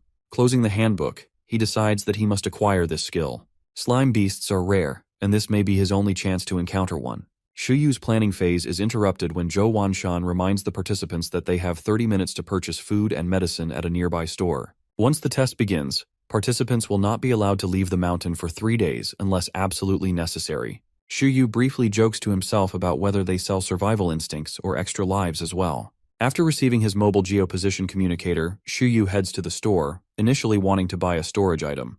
However, he ends up purchasing non-conductive gloves instead, reasoning that they might help him deal with the electric slime. Shuyu wishes he could bring more survival gear, but reminds himself that the real treasure, like the spatial item from the Pincheng ruins that can even store living creatures, will have to wait. As he considers his options, Chen Kai calls out to him. Shuyu, slightly annoyed at being interrupted, listens to Chen Kai, who looks pumped up and asks him to join a party to hunt the Berser python. Chen Kai explains that his classmates have devised a solid plan to restrict the snake's movement using the ice armadillo, combined with an electric-type beast to electrocute the fiendish in the lakes. Shuyu is surprised to learn that participants can form parties, but he immediately grows skeptical about how the spoils would be distributed among the group. He has no idea how many of Chen Kai's classmates are participating and feels the plan might not be worth the risk. Chen Kai's group believes there are enough rare resources around the python's lakes to score points for everyone, but Shuyu politely declines, explaining that he already has a plan. Waving goodbye to the disappointed Chen Kai, Shuyu reflects on his preference for working alone, feeling that doing everything himself will be more efficient. Chen Kai, on the other hand, is plainly disappointed, as he had hoped to observe his idol more closely. The clock strikes 10 watts a.m., and the participants are instructed to move out and enter the mountain from any of its entrances. Mechanical birds are deployed to track, monitor, and investigate the participants throughout the test. Inside the control room, Zhou Wanshan asks the professional tamers to focus their monitoring efforts on areas with 4,000-point beasts, as casualties are more likely to occur there. The tamers acknowledge the command and focus on their screens. Shi Yu summons 11, who immediately starts looking for an opponent. Meanwhile, it seems the green cotton worm has been hiding in Shuyu's backpack this entire time, but suddenly appears on his shoulder. The team is fully assembled, and they begin making their way toward their target. 11 energetically jumps around, while Shuyu instructs him to keep an eye out for any threats. Shuyu plans to head toward the magnetic zone by passing through boar forest, intending to hunt some spike boars first. Spike boars are exactly what their name suggests, beasts with spiked bodies that are powerful and difficult to defeat. Based on this, Shuyu determines they are worth valuable points. While hiding in the bushes, the team spots a spike boar nearby. Shuyu decides that this situation is perfect for warming up. The tamer takes out his phone to look up information on the spike boar, but the loud click attracts the beast's attention. The spike boar immediately roars, loudly announcing its awareness of the team's presence. A surprise attack is no longer an option. The phone reveals that the spike boar is an Earth-type middle transcendent beast. Its primary move is tackle, and it possesses the skill Petrifying Fangs, which can stun its opponent. The green cotton worm is visibly terrified, but 11 looks more excited than ever, prepared for battle. The spike boar locks its eyes on the group and roars again before charging toward them with all its might. Shuyu and the team see the incoming danger, and 11 steps forward to stand protectively in front of his Tamer, ready for battle. Shuyu instructs 11 to be cautious of the tusks, reminding him that Petrifying Fangs could stun him. He points to the rapidly approaching boar and commands 11 to act. Surprisingly, 11 does not immediately attack. While raring to go, the Iron Eater stays calm and composed, a rare sight for such an energetic beast. A light envelops 11's body as he prepares to receive the charge. Shuyu and the worm take cover behind a tree to watch. 11 closes his eyes, concentrating deeply on the fight ahead. As the spike boar approaches with unrelenting speed, 11 activates his super sight skill. His eyes glow brightly, and the skill allows him to predict the trajectory of the incoming attack. At the last possible moment, 11 jumps into the air, easily evading the boar's tackle. The tusks pass harmlessly beneath him. In midair, 11 concentrates his energy, channeling his full strength into his fist. Using his weight to add momentum, he delivers a powerful downward punch to the spike boar's back. The boar screams in pain as the attack sends it crashing through the trees. 11 lands gracefully on his feet and waits for further instructions. Shuyu commands him to finish the fight without giving the boar a chance to recover. The spike boar, shaking and struggling to stand, now radiates fear instead of aggression. 11 wastes no time charging forward like a missile. He strikes with enough force to break the boar's tusks and render it unconscious. The team secures an easy 350 points using the Super Sight plus Harden combo, a strategy that proves to be highly effective. The battle ends so quickly that it could almost be described as uneventful, though it demonstrates 11's growing strength. As the spike boar lies helpless, the green cotton worm starts to entangle it with silk while 11 celebrates his victory. Shuyu imagines that Chen Kai could also defeat a spike boar, though it would likely be more challenging for him. Despite his decision to decline Chen Kai's party invitation, Shuyu still feels a sense of camaraderie as he thinks about his fellow Tamer. Shuyu instructs 11 to drag the defeated spike boar as part of his strength training. Handing the silk thread leash to the Iron Eater, Shuyu explains that the task will help build endurance. 11 seems thrilled to have this new training equipment and happily takes on the responsibility. Meanwhile, in the monitoring center, the observers notice that someone has already scored the first points of the event. They are surprised to see an intern Tamer defeating a spike boar solo with a cub Iron Eater barely at level 7. On monitor number 0093, the team observes Shuyu and his beasts walking through boar forest while dragging the defeated spike boar. Though impressed by the feat, the observers are also concerned, as boar forest is a dangerous area. They hope the tamer takes precautions, such as climbing a tree for safety. Shuyu, perhaps unintentionally meeting their expectations, climbs a tree to get a better vantage point. From above, his team spots 4 spike boars together. Shuyu immediately begins calculating the odds, wondering if 11 can handle all 4 at once. 11 notices his tamer's hesitation and looks at him expectantly, as though asking for the command to attack. The tamer considers the challenge carefully. A 1-on-4 fight would certainly be more difficult, but Shuyu knows 11 thrives on challenges. Sensing his pet beast's eagerness for battle, Shuyu asks 11 if he is confident. He points at the group of boars and encourages 11 to fight them entirely using Harden, assuring him that his skill proficiency is high enough to win. 11 becomes visibly excited, determined to prove himself. Shuyu has seen firsthand how hard 11 trains, often having to convince him to rest. 4 spike boars seem like a manageable challenge for the Iron Eater. Shuyu gives the green light, letting 11 know that he and the green cotton worm will cheer him on from a safe distance. The Iron Eater boldly walks toward the group of spike boars, who immediately take notice of his approach. The monitoring team in the control room reacts with disbelief, shouting about the tamer on screen. The scene on monitor 0093 quickly draws attention as more observers gather to watch. The audacity of allowing a cub Iron Eater to face 4 spike boars alone shocks everyone. The monitoring team stares at the screen, acknowledging that even a level 10 beast would find it difficult to face such a challenge. If Shuyu believes that 11 can handle it, there seems to be no reason to doubt him. This cautious yet daring mindset is something Shuyu is known for, and one cannot help but wish for this challenge to truly test 11's strength, as such trials are exactly what the strongest characters thrive on. The 4 spike boars stare at the small Iron Eater confidently walking toward them without a hint of worry. They seem confused, wondering where this little guy came from. Their confusion grows as they misinterpret 11's approach as an act of submission, assuming that he is delivering more food to them. These spike boars clearly have no idea who they are dealing with. 11 immediately takes control of the situation, taunting them by jumping around, making funny faces, and crouching to flash his behind at them. The spike boars' confusion quickly transforms into rage as they roar in unison, their annoyance reaching its peak. Even the monitoring team cannot believe how easily the Iron Eater has provoked his opponents. Fueled by anger, all 4 boars charge toward 11 at full speed, their bodies trembling with fury. Against their massive forms, 11 looks so small and vulnerable as they close in. But the Iron Eater stands firm, channeling his proficient-level Harden skill. He lets out a grunt as his entire body becomes covered in armor. The same technique was once used to block an ice armadillo's attack without leaving a scratch. The first spike boar rushes at 11 with reckless abandon, but 11 leaps into the air and delivers a powerful kick, sending the beast flying into the distance. These boars may not be birds, but 11 makes them look like they can fly. Another spike boar takes advantage of the opportunity and tackles 11 with its tusks. The sharp tusks make contact with 11's armored body but fail to phase him. 11 holds his ground without flinching. In response, the Iron Eater counters with a punch to the boar's face, followed by a full-body tackle that sends it crashing to the ground. Now, 11 stands between 2 unconscious spike boars, his menacing aura radiating toward the remaining 2.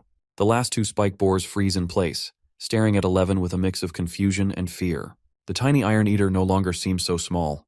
Overwhelmed by 11's dominance, The two remaining spike boars turn tail and begin to flee, hurriedly glancing back to ensure they are not being pursued. 11 growls and chases after them, his confidence unshaken. The people monitoring camera 093 are stunned by the outcome. Initially worried for 11, they are now calling him the Boar Slayer. The audience starts discussing the proficiency of 11's hardened skill, which is clearly at an advanced level. Curiosity about the tamer behind this impressive display leads them to review the records, where they discover that the intern tamer is named Shuyu. The observers are captivated, remarking that once someone starts watching Shuyu, it is difficult to stop. Chen Kai could certainly relate to this sentiment. One of the security guards, who was an intern at Bamboo Rock Gym, asks his colleague if they know Shuyu. But the question is left unanswered when they notice the green cotton worm sitting on Shuyu's shoulder. Shuyu's team has already captured the 4 spike boars, with the worm diligently securing the loot. The guards are surprised by the speed at which the team operates. They discuss how intern tamers are usually allowed only one contracted beast, leading them to assume that Shuyu has no contract with the worm. Their amazement grows as they notice that the worm is at a high level, speculating that it may evolve into a wind crystal butterfly. The monitoring team even starts betting on Shuyu's ranking, with one guard wagering a cigarette that he will place in the top 3. Others jokingly say they would bet their own pet beasts on him claiming the top spot. The watch party ends abruptly when they are called to respond to a participant's injury. Meanwhile, Shuyu calculates their total score. With 5 spike boars captured, the team has earned 1,750 points. He wonders if the spike boars are edible, which causes 11's stomach to rumble audibly. Hearing about food seems to have made everyone hungry. Shuyu decides it's time for a break, sitting down and instructing his team to rest. He brings out a food tray for 11, who eagerly devours his lunch. As 11 eats, Shuyu reviews his agenda for the day. After exiting Boar Forest, a safe zone is nearby, and beyond that lies his main destination, the magnetic zone, home to the elusive electric slimes. Suddenly birds fly out of the forest in a panic, and a voice cries out for help. Shuyu is startled, knowing they are still within the Boar Forest zone. Without hesitation, Shuyu and 11 run toward the source of the cry. Moving quickly, they find 2 tamers desperately fleeing from a herd of 10 spike boars. The tamers are clearly exhausted, their pet beasts too tired to continue escaping. The 2 individuals shout warnings to Shuyu, urging him to run away and find safety. One of them begins climbing a tree in a last-ditch effort to avoid the approaching herd. Shuyu, however, ignores their warnings and stands calmly in the open, trying to assess whether 11 can handle this situation. The 2 tamers, confused by his lack of urgency, notice the Iron Eater standing beside Shuyu. Their attention is drawn to the mountain of spike boars already tied up behind him. Realization dawns on them, and they recognize that this newcomer and his pet beast are far from ordinary. Sensing the overwhelming energy radiating from 11, the herd of spike boars suddenly halts their charge. Their red, gleaming eyes, once filled with aggression, now reflect fear. Without a sound, the herd turns around and retreats, whimpering as they try to escape from the 2 demons standing before them. The tamers, still perched in the tree, are left in stunned disbelief as the once deadly herd flees. After ensuring that the spike boars have truly left, the tamers approach Shuyu, recognizing him as someone they saw at the same entrance earlier. They are shocked at how much progress he has made in such a short amount of time. While they expect Shuyu to boast about his accomplishments, he simply instructs them to head to the outskirts of the forest and search for isolated spike boars to hunt. The 2 tamers salute him with gratitude, thanking their savior before parting ways. Shuyu reflects on his observations, noting that the spike boars displayed remarkable survival instincts by fleeing. In this forest, it is clear who the true predator is. It feels as though Shuyu has left all his initial worries behind now that he is fully immersed in the challenge. He continues heading toward the safe zone, knowing that the spoils they are dragging will slow them down. As he walks closer to the gate, an announcement sounds signaling the preparations to open the gates. At a large facility in the middle of the forest, as Shuyu arrives, it is surprising that several people are already in the safe zone before him, but there were early casualties. The injured tamers being taken care of in the safe zone are shocked at his haul of 5 spiked boars. They wonder if he managed to do it alone. A tamer whose white dandelion is healing was severely injured by just 1 boar, so they want to know how powerful Shuyu must be. The delirious patient, on the other hand, does not seem aware of what is going on and starts reaching out to 11, thinking that he has healing capabilities. The white dandelion looks annoyed that its customer is not satisfied with its healing capabilities alone. The delirious man continues to reach out to 11. 11 waves at the injured people, who begin wishing that he really did have a healing skill. It does not matter if they know whether he has quick heal or not, because just looking at 11's cute face makes them feel somewhat healed. 11 flashes them a peace sign, trying to make them feel even better. Shuyu also greets them by waving his hand. He considers these tamers lucky to have a healing beast available in the safe zone and begins thinking about the high possibility of being injured during the test. This happened to these tamers in the first part of the forest, and he can't imagine what worse injuries they would sustain if they encountered a boss-level beast. The former Iron Bamboo Gym intern greets Shiyu as he pats his Iron Eater on the head. He tells Shiyu that they have been observing him for a while. It seems Shiyu has now become something of a celebrity. The intern brings a card for Shiyu's haul and offers to assist in registering his score. Shiyu is relieved by the help offered. While trying to make conversation, Shiyu asks if he can eat the goods he brought back. The guard responds by asking how he would like to cook the boars. Shiyu replies that he would like to roast them. The new celebrity is advised that while the meat is indeed tasty, ample preparation is required to make it edible. Shiyu is visibly disappointed because he does not want to rely on instant noodles throughout the exam. At that moment, a tamer named Shai is the current #1 scorer with 1,500 points, but when Shiyu registers his loot, his 1,750 points take the top spot. It is a pretty close fight. The professional tamers monitoring the event notice the new score on the board.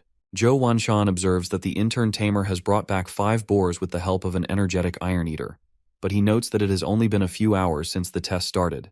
He looks at the monitors again and instructs his subordinates to continue monitoring participants. Zhou Wanshan is clearly not easily impressed, so Shiyu will have to work harder to gain his approval. The Bamboo Rock Gym disciple working as a guard has never seen anything like 11 before, even with his experience at the gym.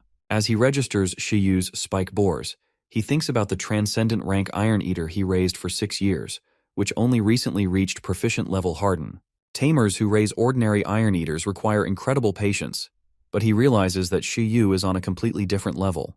Deep in thought, the guard, who introduces himself as Yanqi, sits down and calls Master Lin, a legendary ranked Tamer. Yanqi is also known as Little Bear. Master Lin does not seem like the most sensitive person. He immediately asks if this is the same Yanqi who failed the professional exam 2 years in a row, which led him to start working as a security guard. Yanqi cannot deny it and apologizes for bringing humiliation to the Bamboo Rock Gym. That comment feels unnecessarily harsh. Quickly trying to change the topic, Yanqi informs Master Lin that he met an interesting tamer at Taming Mountain who has a 2-year-old cub with proficient level harden. Yanqi asks if Shiyu is a new disciple of the gym. Master Lin strokes his beard, deep in thought, as he processes what his former student is saying. He finds it hard to believe such a powerful Iron Eater could have come from the Iron Bamboo breeding base without being noticed. 11 was previously considered a failure there, with no one appreciating his talent for hard work. Master Lin looks concerned and asks Yanqi to repeat the name. When Yanqi says Shiyu, everything clicks for Master Lin. He remembers that Shiyu is connected to Dr. Lu, who had requested special guidance for a relative. Master Lin recalls being offered a generous gift in exchange for fulfilling this request.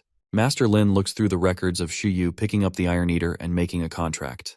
He is stunned to see that it has not even been a month since Shiyu contracted the beast. Lu must be behind this inexplicable situation. A month feels much longer, given how much Shiyu has accomplished in such a short time. Shiyu has long, productive days. Master Lin becomes quiet while thinking, and is only brought back to reality when Yanqi calls out to him. This reminds Master Lin that Shiyu is currently taking part in the Tianming Mountain test. Master Lin informs Yanqi that Shiyu is not yet an official member of the Bamboo Rock Gym, but he may become one in the future. He instructs Yanqi to teach Shiyu how to use the magnetic zone as a training ground to prepare his pet beast for the challenges ahead. Coincidentally, Shiyu has already planned to go there, but additional intel is always welcome. Yanqi becomes emotional upon hearing that Shiyu is already being trained even before officially joining the gym. He tries to hold back tears, but clearly he is overwhelmed. Someone needs to tell him to get it together because everything is fine. Meanwhile, Shiyu sits down to enjoy his beloved cup noodles. As he eats, a recovered Yanqi approaches him and formally introduces himself. The security guard relays Master Lin's instructions to Shiyu, explaining that the magnetic zone contains not only the electric slime, but also electric ore, an ingredient in some Iron Eater diets. Shiyu, being the brainy tamer he is, already knows what electric ore is, but also knows it is not the most recommended food item. Yanqi whispers in Shiyu's ear to come with him while grasping his shoulder. At a large vending machine near the safe zone, Shiyu listens as Yanqi, the former Bamboo Rock Gym disciple, enthusiastically begins a conversation about Iron Eaters.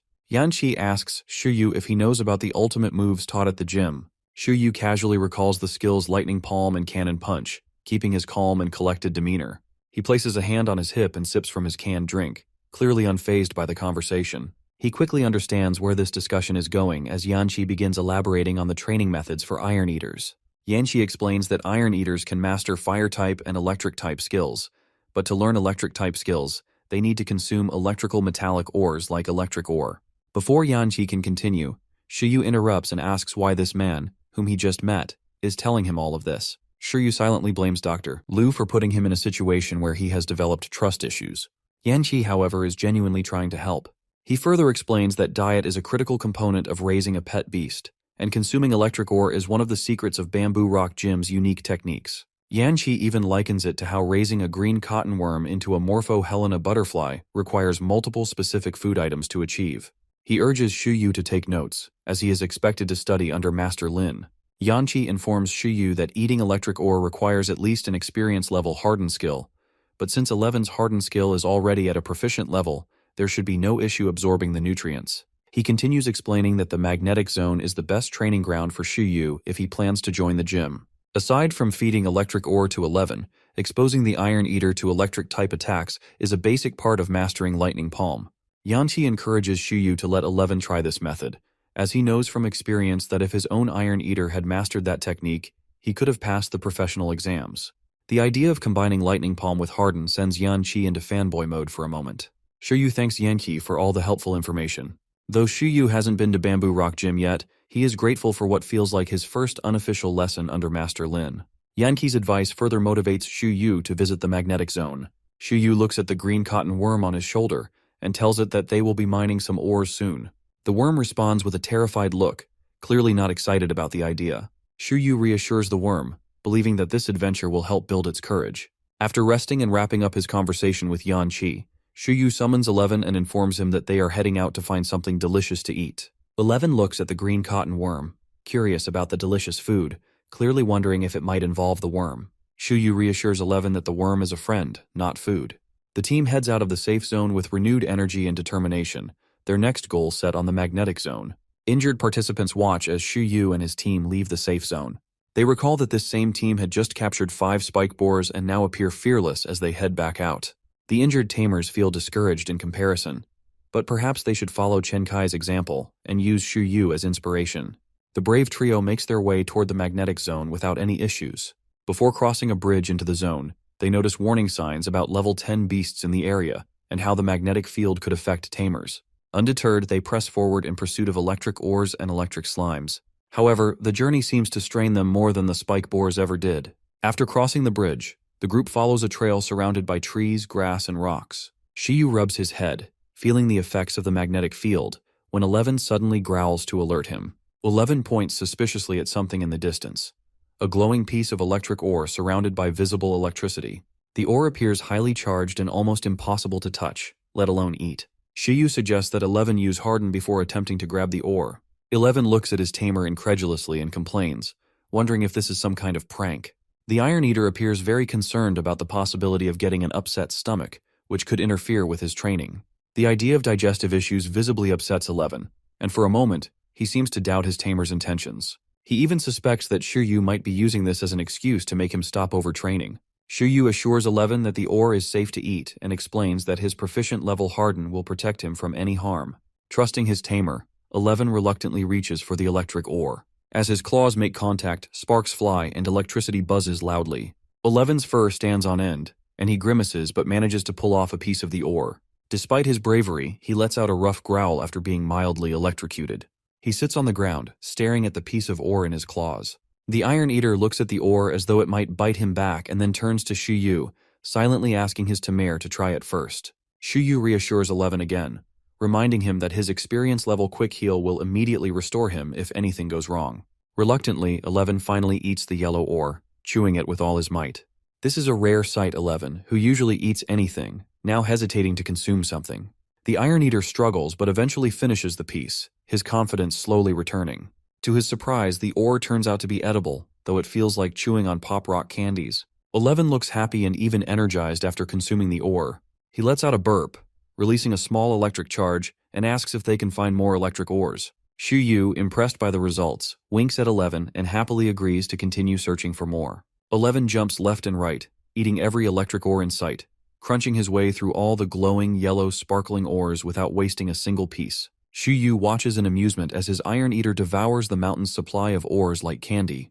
While 11 munches happily, Shu Yu starts imagining the possibilities of feeding his Iron Eater other types of elemental ores. If only he could find more varieties. Shu Yu daydreams about creating an avatar of Iron Eaters, a master of all elements. For now, this vision remains a dream. Shu Yu decides to focus on electric-type skills, since that is what is currently available, knowing it's better to work with what they have. Shu Yu reflects on Yanqi's earlier enthusiasm, and begins to understand why the former Bamboo Rock Gym disciple was so excited. Imagining 11 mastering Harden paired with electric-type skills brings a big smile to his face. In his mind, he pictures an electric panda unleashing devastating long-range abilities, like a custom electric cannon. Shu Yu gets excited at the thought of such destructive skills, and what they could accomplish. His daydream is abruptly interrupted when they encounter electric scorpions attached to the ores ahead, absorbing their energy. The electric scorpions, visibly sparking with electricity, appear ready to defend their territory at all costs. Shu Yu, however, welcomes the challenge, finding it the perfect opportunity to test their progress.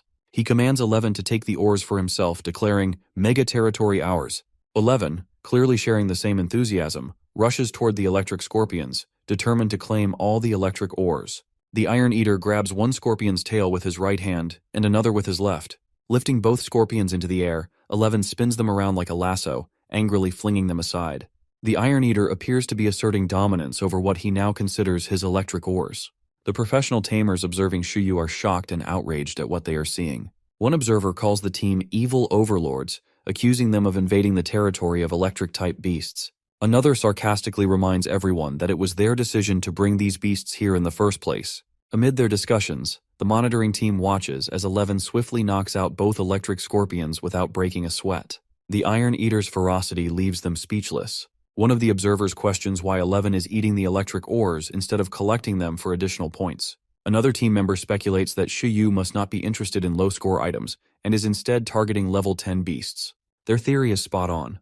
Another observer remarks that the Iron Eater is unusual for possessing proficient level Harden, a skill uncommon at its age. The skeptical guard suddenly starts piecing everything together, realizing that this same team had hunted 5 spike boars in record time. He calls 11 a monster and confidently declares that a level 10 beast will be no match for this Iron Eater.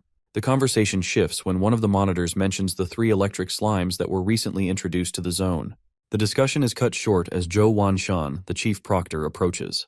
Rolling Thunder, the loudest observer, tries to join the conversation and confidently assures the team that while the Iron Eater and his tamer are strong, they would not stand a chance against the electric slimes. Zhou Wanshan adds that while they might not be able to defeat the slimes, they should have no problem escaping, as the slimes are slow-moving creatures. He jokes that even someone who passed a high school physical fitness exam could outrun them. Zhou Wanshan also points out that even with 11's proficient level Harden, the power gap between the Iron Eater and the electric slimes is immense. The damage from the electrocute skill alone could overwhelm them. As always, Zhou Wanshan instructs his team to continue monitoring Shu Yu closely and to prepare medics just in case the intern Tamer decides to recklessly fight the slimes. Shu Yu, however, is oblivious to the commentary from the monitoring team. Using 11's nose, now accustomed to the scent of electric ores after eating so many, Shu Yu tracks down more. The trail leads them to a cave, which they enter without hesitation. Inside, 11 growls to warn his tamer of danger. Suddenly, glowing yellow orbs appear in the darkness, their buzzing energy audible even from a distance. A moment later, a powerful surge of electricity is fired in their direction, hitting the cave walls and sending out an explosive shockwave. Shu Yu and 11 are thrown off balance but quickly recover. Rather than being scared, Shu Yu looks thrilled and announces with excitement that they have finally found their first electric slime. The glowing yellow floating creature, radiating energy, looks anything but friendly. Its buzzing intensifies as it prepares for another attack, clearly unhappy about the intruders. Shu Yu, ever the strategist, is already prepared for this situation. He calmly opens his backpack and takes out the non-conductive gloves he purchased at the start of the exam. Equipping the gloves, Shu Yu instructs 11 to grab the slime and squeeze it dry of electricity. He assures his Iron Eater that victory is theirs if they give it their all. 11 wears the non-conductive gloves handed to him by his Tamer and charges toward the electric slime with determination. The electric slime, however, is not ready to go down without a fight. It sends out multiple electric bolts aimed directly at the Iron Eater. But 11, relying on his super sight, effortlessly dodges each buzzing attack, weaving through the electrical blasts with precision. It's no surprise that 11 reaches the electric slime quickly, but something unexpected happens. When he comes face to face with the glowing yellow opponent, he hesitates. For a brief moment, 11 doubts whether he can even eat it. remembering the weirdness of consuming electric ores earlier. Shuyu, seeing the hesitation, reassures 11 with a firm command to hold on to the electric slime and not let go. The Iron Eater, still unsure but trusting his tamer, grabs the slime tightly. The slime tries to repel 11 by releasing stronger electric shocks, but the non-conductive gloves shield him. Shuyu approaches the battling duo, keeping a cool head, and instructs 11 to force the slime to release more electricity. The professional tamers monitoring the fight observe this clever strategy and are impressed by how Shuyu has thought ahead. None of them even realize the vending machine sold non-conductive gloves. Watching the Iron Eater power through the electric slime's defenses, they begin to acknowledge Shuyu's ingenuity. Despite the progress, Zhou Wanshan, the head proctor, remains unimpressed. He insists his colleagues are underestimating the electric slime, doubting the Iron Eater's ability to finish the fight. His skepticism remains steadfast, and it's unclear what exactly it would take to earn his approval. Meanwhile, Shuyu commands 11 to hold the electric slime still so it cannot escape. But escape is the last thing on the slime's mind. Instead, it begins to huff and puff, growing larger with every second. 11 holds the slime firmly, but his grip falters as it inflates to an enormous size. The observers recognize this as the Amplify skill, which boosts the slime's size and strength. The electric slime grows so large that it dwarfs 11, making it harder for him to maintain his grip. Shuyu, unfazed by the development, points a finger at his Iron Eater and orders him to use full-body harden. 11 instantly obeys, activating his skill and covering himself in gleaming armor.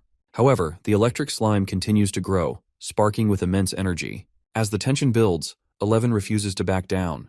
He braces himself and reaches out to grab the oversized slime again, resisting the stronger jolts of electricity it releases.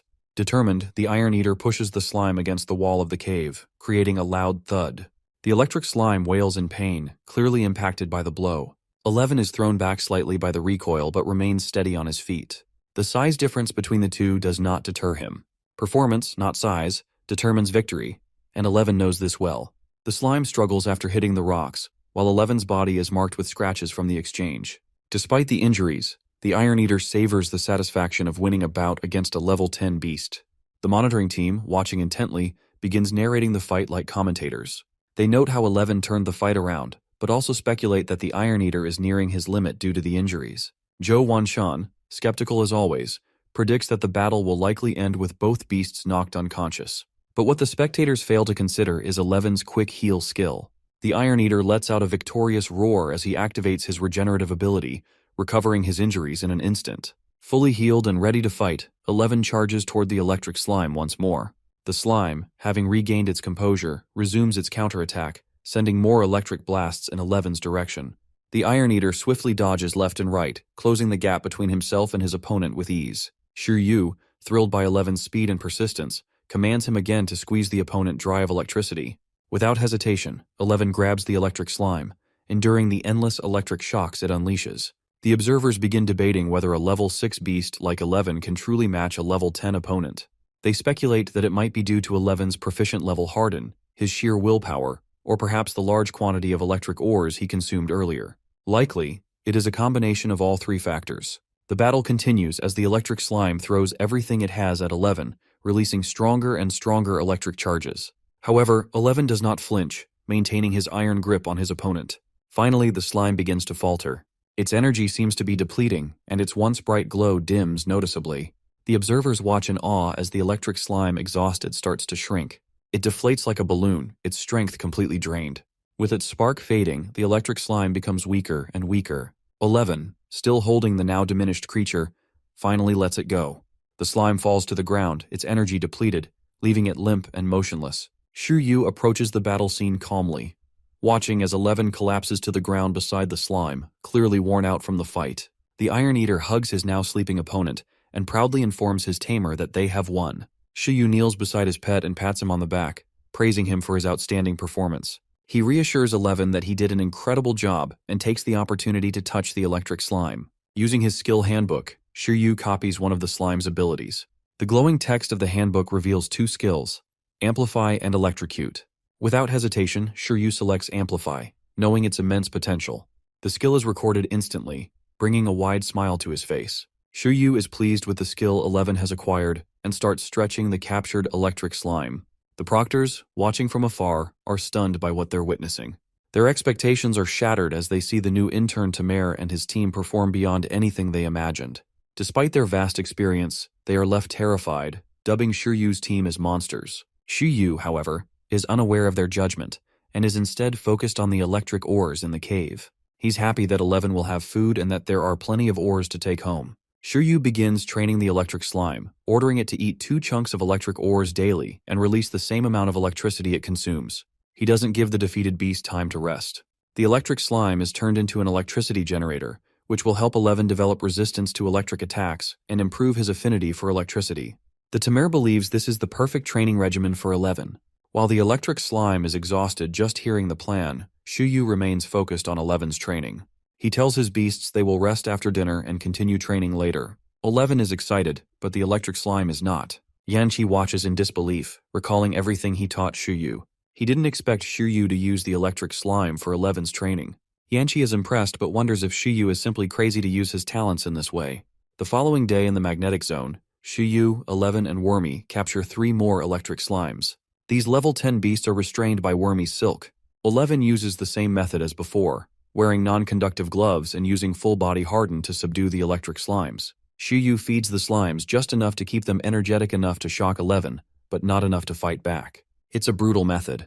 As 11 eats electric ores, the slimes release electric charges toward him. Surprisingly, 11 doesn't seem bothered and closes his eyes, focusing on the energy. He suddenly clasps his hands, electricity surges through his paws, and he roars in shock. The team is stunned as a prompt appears. 11 has learned Electric Palm, the middle-rank skill Yanqi had mentioned earlier. Shiryu is amazed that 11 learned it on his own. After inspecting 11's palms, Shiryu decides to pause the training to investigate further. Carrying the 3 captured slimes, Shiryu and 11 walk into the safe zone and rush to Yanqi. 11 immediately shows off his Electric Palm. Shiryu asks if it's what Yanqi had described. Yanqi, seemingly electrocuted by the situation, is shocked not by the skill itself, but by the impossibility of 11 learning it so quickly. He angrily tells Shiryu that his tips alone shouldn't have been enough to learn the skill. Despite many tamers feeding their iron eaters electric ores and training them with electricity, none of them have learned Electric Palm. Little Bear, feeling jealous, asks what makes 11 so special. Shiryu casually responds that they're just hardworking. Yanqi stares blankly, recalling how he observed Shiryu and 11's training. Shiryu confirms that 11 has indeed learned Electric Palm, despite how unbelievable it seems. He also recognizes the role of Quick Heal, a wood-type skill, in helping 11 acquire the skill quickly. Quick Heal uses life force to promote growth, and since thunder is associated with the wood element in the pincheng, everything that helped 11 learn Electric Palm ties back to wood-type skills. Shiryu believes there's an unknown reaction between the tools used for 11, which makes his learning faster. He describes the process as unconventional and mystical, just like a hardworking iron eater and a tamer who can teach his pet beast skills. Yanqi, recovering from his initial shock and jealousy, confirms that 11 has the Electric Palm skill, but points out that it's still at a beginner level. He explains that for the Electric Palm to be truly powerful, an iron eater's palm must withstand high voltage and generate enough force to stun and pierce opponents. Yanqi recalls their last lesson, and Shiryu immediately understands the importance of the lesson. He's happy he doesn't need to copy the skill at the gym, and is surprised that 11 learned it. Shiryu starts thinking about how skills can interact, like in video games with skill branches. He imagines allocating points to figure out which skills can be learned next. He believes that since 11 learned Electric Palm, it will be easier for him to learn other electricity-based skills. Grateful for 11's hard work, Shiryu adds Electric Palm to the skills handbook. The team decides to give their favorite security guard the 3 electric slimes they hunted, using them as tools until they were no longer needed. Yanqi asks if Shiryu plans to return to the magnetic zone, showing off his backpack and claiming there aren't many electric ores left. Shiryu keeps surprising Yanqi, who jokingly asks for a break from all these shocks. However, Shiryu refuses to hand over the ores for points. Yanqi starts making a call, wondering how many points Shiryu could have earned if he had submitted the electric ores. Little Bear's call is received by Master Lin, the gym leader, who is brought up to speed on Shiryu's accomplishments. Yanqi explains how Shiryu's Iron Eater ate all the electric ores, captured 3 electric slimes, and learned Electric Palm. Everyone is amazed by Shiryu's abilities and his Iron Eater's progress. They head out again, this time looking for something for the green cotton worm, Wormy, to eat. It hasn't eaten properly in the 2 days they've been in the mountain. They run through the forest in search of food for Wormy, who feels honored to be receiving attention. Shiryu plans to evolve Wormy into a rare and practical species. While most tamers wait until green cotton worms reach level 9 or 10 before preparing evolution materials, Shiryu plans to do things differently. His goal is to teach Wormy a unique combination of skills that will set it apart. Shuyu dreams of evolving Wormy into a Morpho-Helena butterfly, a versatile support-type beast with skills like light control and illusions. But he's also tempted by the idea of evolving it into a sovereign-ranked beast, the Ice Phoenix butterfly, a first for their nation. He imagines Wormy learning rare skills related to space or time, such as time travel, teleportation, or opening portals for escape. But Shiyu knows he needs to focus on acquiring evolution materials before thinking about rare attributes. He plans to use Department 11's resources, but only after passing the test and clearing probation. For now, Shiyu decides to focus on getting Wormy to master the silk skill at the highest level. He checks the hunting handbook for materials in the mountains. 11 is happily playing with butterflies when Shiyu spots Dragon Whisker, a yellow and white spiritual plant. It's perfect for Wormy, as it improves the durability and sharpness of silk. Fortunately, they are close to the area where Dragon Whisker can be found. Shiyu urges his pets to move toward the spiritual plant. However, trouble brews when a violet beast with multiple eyes lurks in the trees, rustling branches as it moves. The team finds the Dragon Whisker in an open field but remains unaware of the danger. 11 looks at the plant, recognizing it as Wormy's dinner. Before they can collect the plant, a shadow jumps above them. A large spider with 8 legs and creepy eyes appears, releasing a long thread from the trees. 11 steps in to protect Shiyu, blocking the thread, but soon finds himself trapped and dragged toward the violet beast. Shiyu immediately recognizes the beast as a fiendish wolf spider, worth 4,000 points, and wonders if it's guarding the Dragon Whisker they want. He quickly commands 11 to use Harden to cut through the spider silk. The Iron Eater obeys, breaking free with ease. After defeating 3 level 10 electric slimes, Shiyu isn't worried. He sees this as another opportunity to test 11's skills, instructing him to use Electric Palm. The battle begins. 11 releases electric charges, but they have no effect on the spider. The fiendish wolf spider pushes 11 back with a forceful strike. Shiyu realizes that the electric palm isn't strong enough to take down such a powerful beast, but he sees this as a chance to get creative. He commands 11 to grab the spider and toss it into the air. 11 hesitates but trusts Shiyu's plan. 11 prepares, knowing his tamer has a sharp mind. The spider sprays violet webbing, but 11 dodges and grabs the web to suspend the spider. Once it's spinning in the air, Shiyu gives the next instructions. Full body harden, electric palm, and start spinning. 11 follows, becoming a metallic powerhouse. As he spins faster, Shiyu knows this is the key to improving electric palm against stronger opponents. Finally, he orders 11 to launch himself at the spider. 11 spins like an electric tornado, making contact with the spider. The impact causes static and smoke, obscuring the scene. Shiyu watches closely, and it becomes clear that 11's combat strength is higher than untrained level 10 beasts. The spider isn't as tough as Shiyu expected, and he starts imagining how useful its danger-sensing skill would be if he could copy it. 11 lands on the ground, and the spider falls behind him, defeated. Shiyu celebrates the victory, and they exchange thumbs up. Shiyu decides to take Super Sight as the reward and continues to hold first place, with 20,000 points. The second place contestant has 9,413 points, showing the vast gap between Shiyu and the others. At the control center, Zhou Wanshan is impressed by Shiyu's quick thinking and strength. He notes that most tamers in this exam are inexperienced, with none having level 10 beasts. The team is amazed at how a level 6 Iron Eater defeated powerful creatures. Shiyu's performance earns him new fans. Zhou Wanshan is eager to see how Shiyu handles the upcoming ruins exploration. An announcement confirms that 3 days of the exam are over.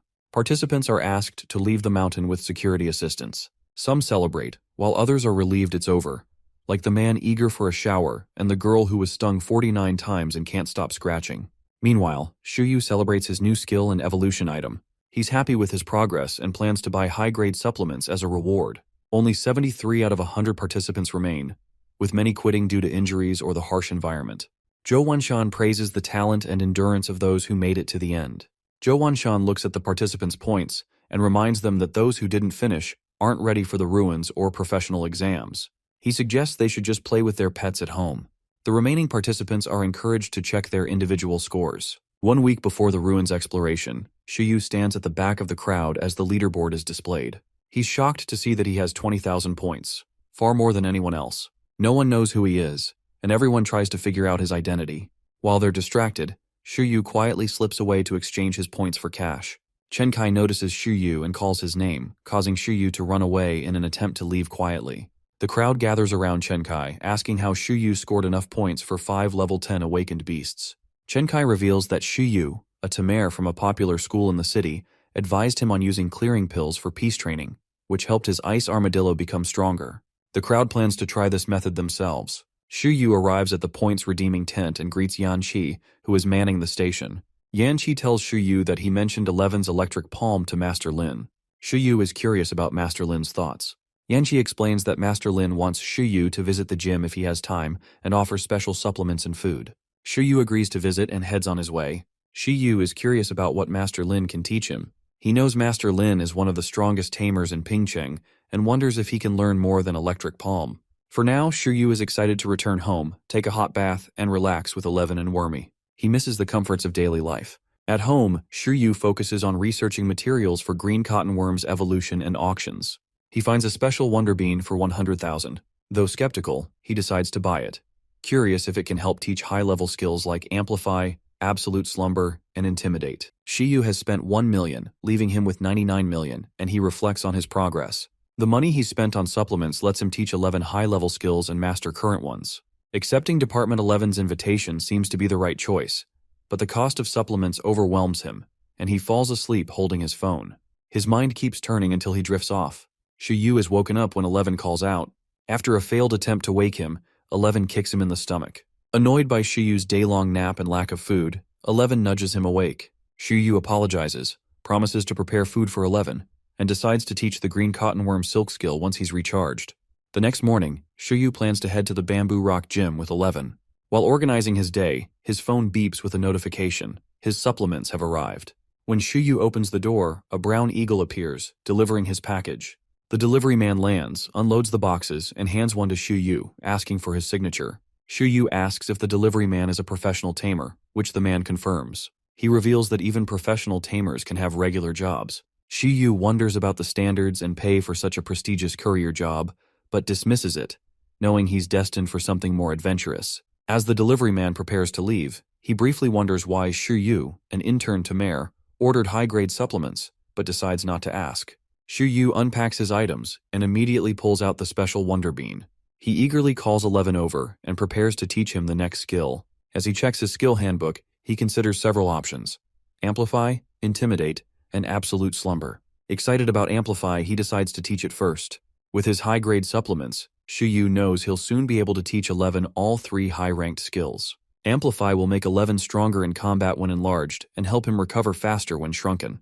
Shuyu pops the Wonder Bean into his mouth, places his hand on 11's forehead, and chants the skill. 11, although pleased with his achievements, isn't excited about learning a skill so easily. He has worked hard to learn Electric Palm, and now Shuyu offers a shortcut. Despite his reluctance, 11 accepts it silently. Once the teaching is complete, Shuyu checks the cooldown times. Some skills require 8 hours to be retaught, while high-level skills like Amplify can take up to 168 hours. Realizing it will take a week for Amplify to be ready again, Shuyu feels exhausted. To counter it, he quickly takes another Wonder Bean. The results are immediate. Shuyu feels revitalized, and the cooldown for Amplify is reduced to 48 hours. Shuyu's stamina takes a hit despite his amazing supplements. Feeling the strain, he contemplates the need to improve his stamina and wonders if he should train alongside his Iron Eater. However, the sight of 11, still processing Amplify, brings him joy. Lights and sparks envelop 11 as he concentrates. Once 11 opens his eyes, the aura disperses. Shuyu asks if his pet has mastered it, and 11 happily winks in response. Shuyu commands 11 to grow bigger to test their new ability.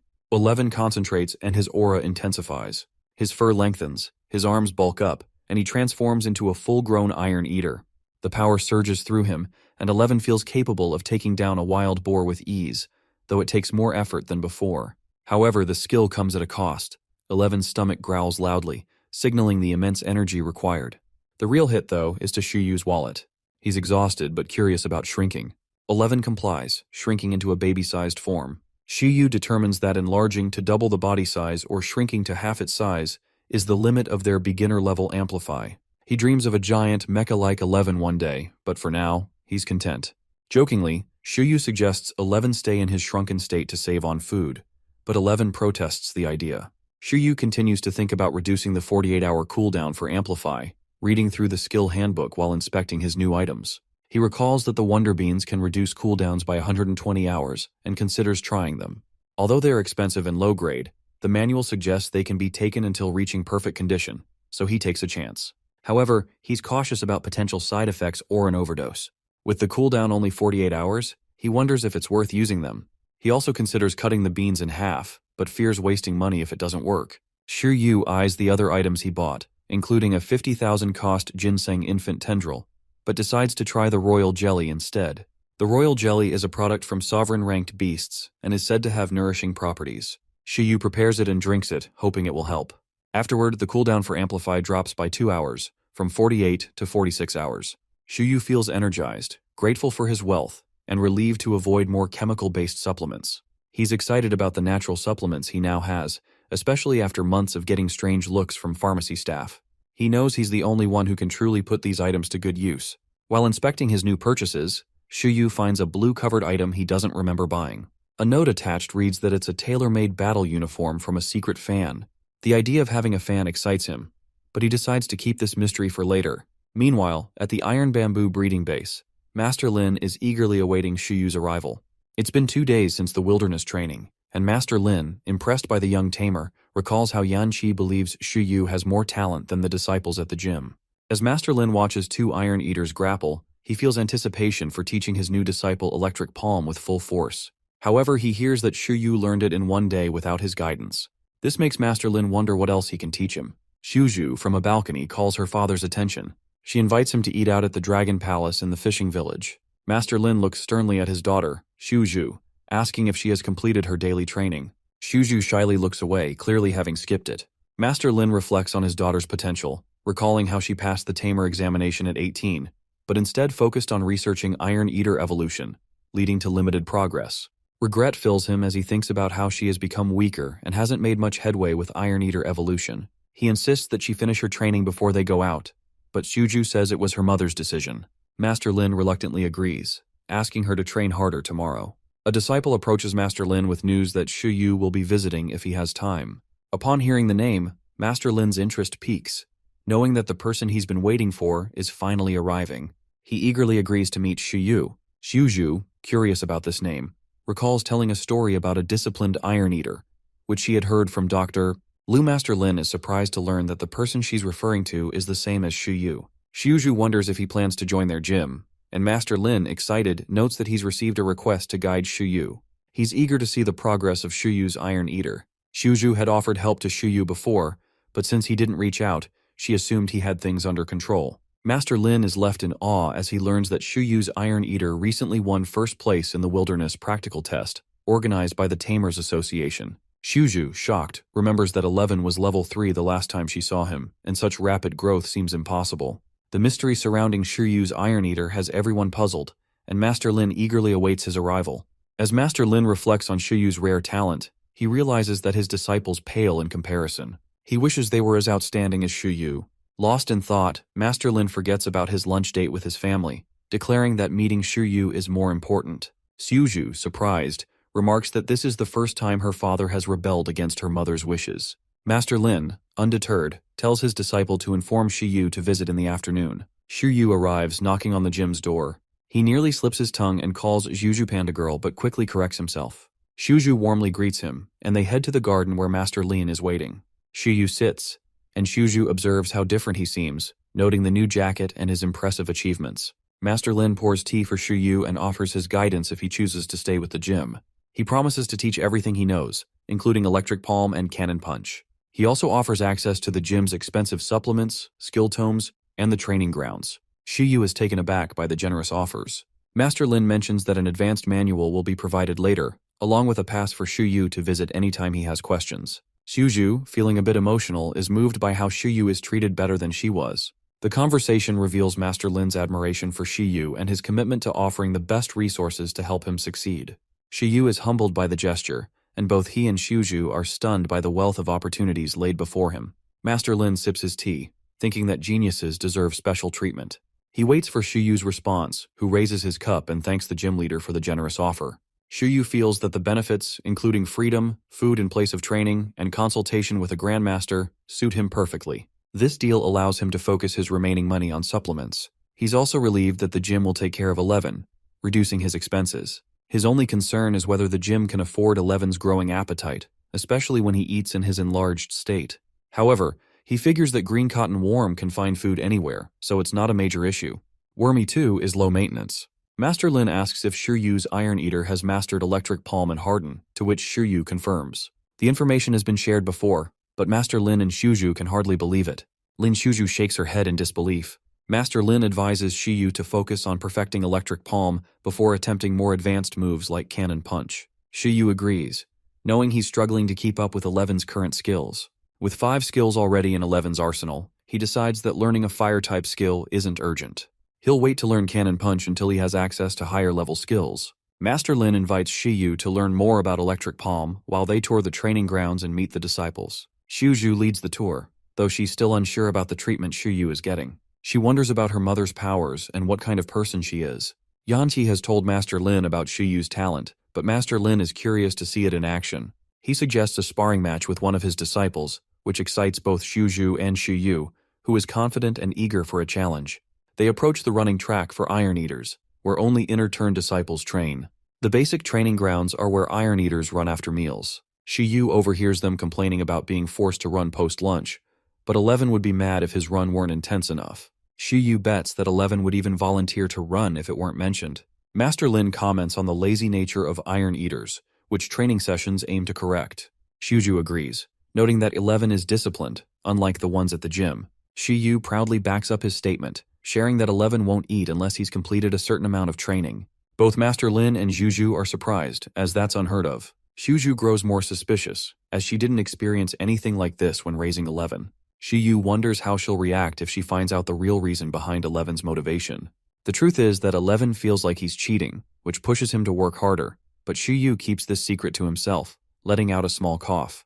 At Bamboo Rock Gym, Iron Eaters undergo basic training to master Harden in pairs. Since they have partners, they don't need gravity or iron boards like Eleven.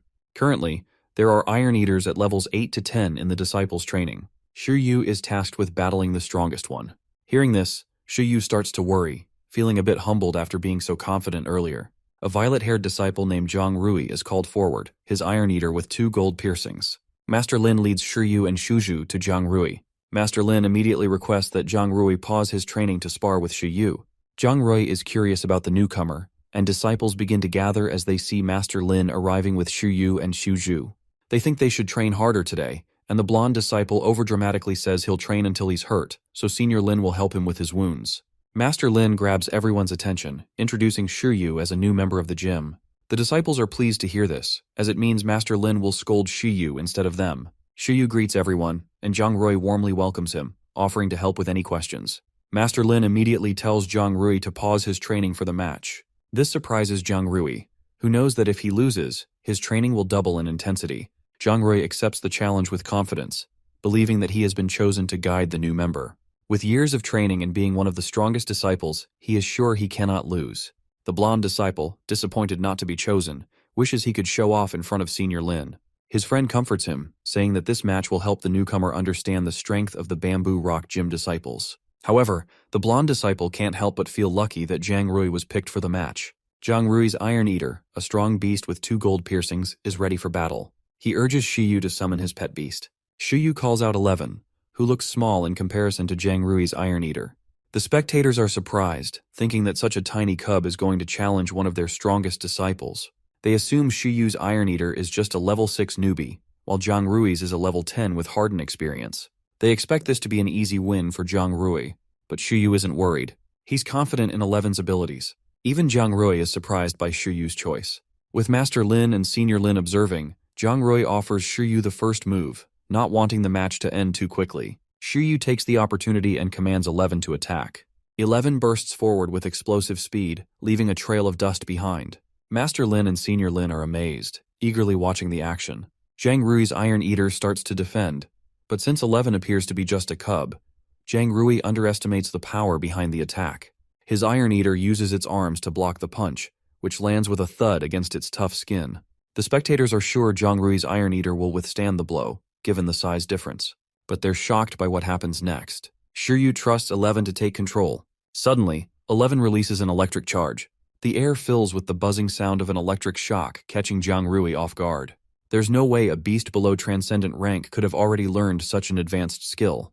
The duo didn't see it coming and fail to activate Harden in time. The electricity crackles as it surges through Zhang Rui's Iron Eater.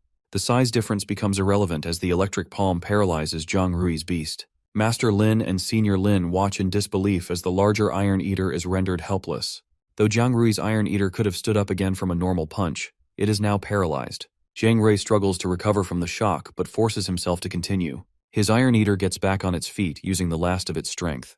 11, on the other hand, is ready for the next round. Zhang Rui commands his Iron Eater to use Hard Claw, charging forward and slashing with its paws. The disciples start to panic. Zhang Rui can't afford to lose, but he knows that losing to a newcomer with Electric Palm wouldn't be the worst thing. However, if he loses, he'll face even more intense training. He urges his Iron Eater to attack with everything it has, unsure if he can win. Shiyu isn't worried.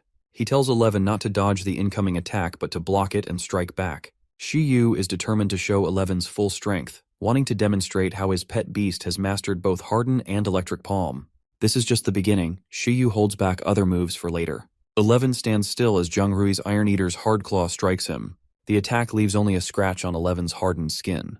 The higher mastery of Harden surprises Zhang Rui, who didn't expect the attack to have so little effect. His Iron Eater charges again, but 11 easily ducks beneath the incoming blow, using his enhanced agility and the combination of Harden and Electric Palm. As Zhang Rui's Iron Eater charges its fist, 11 leaps upward, striking his opponent from below and landing a powerful blow directly on Zhang Rui's beast.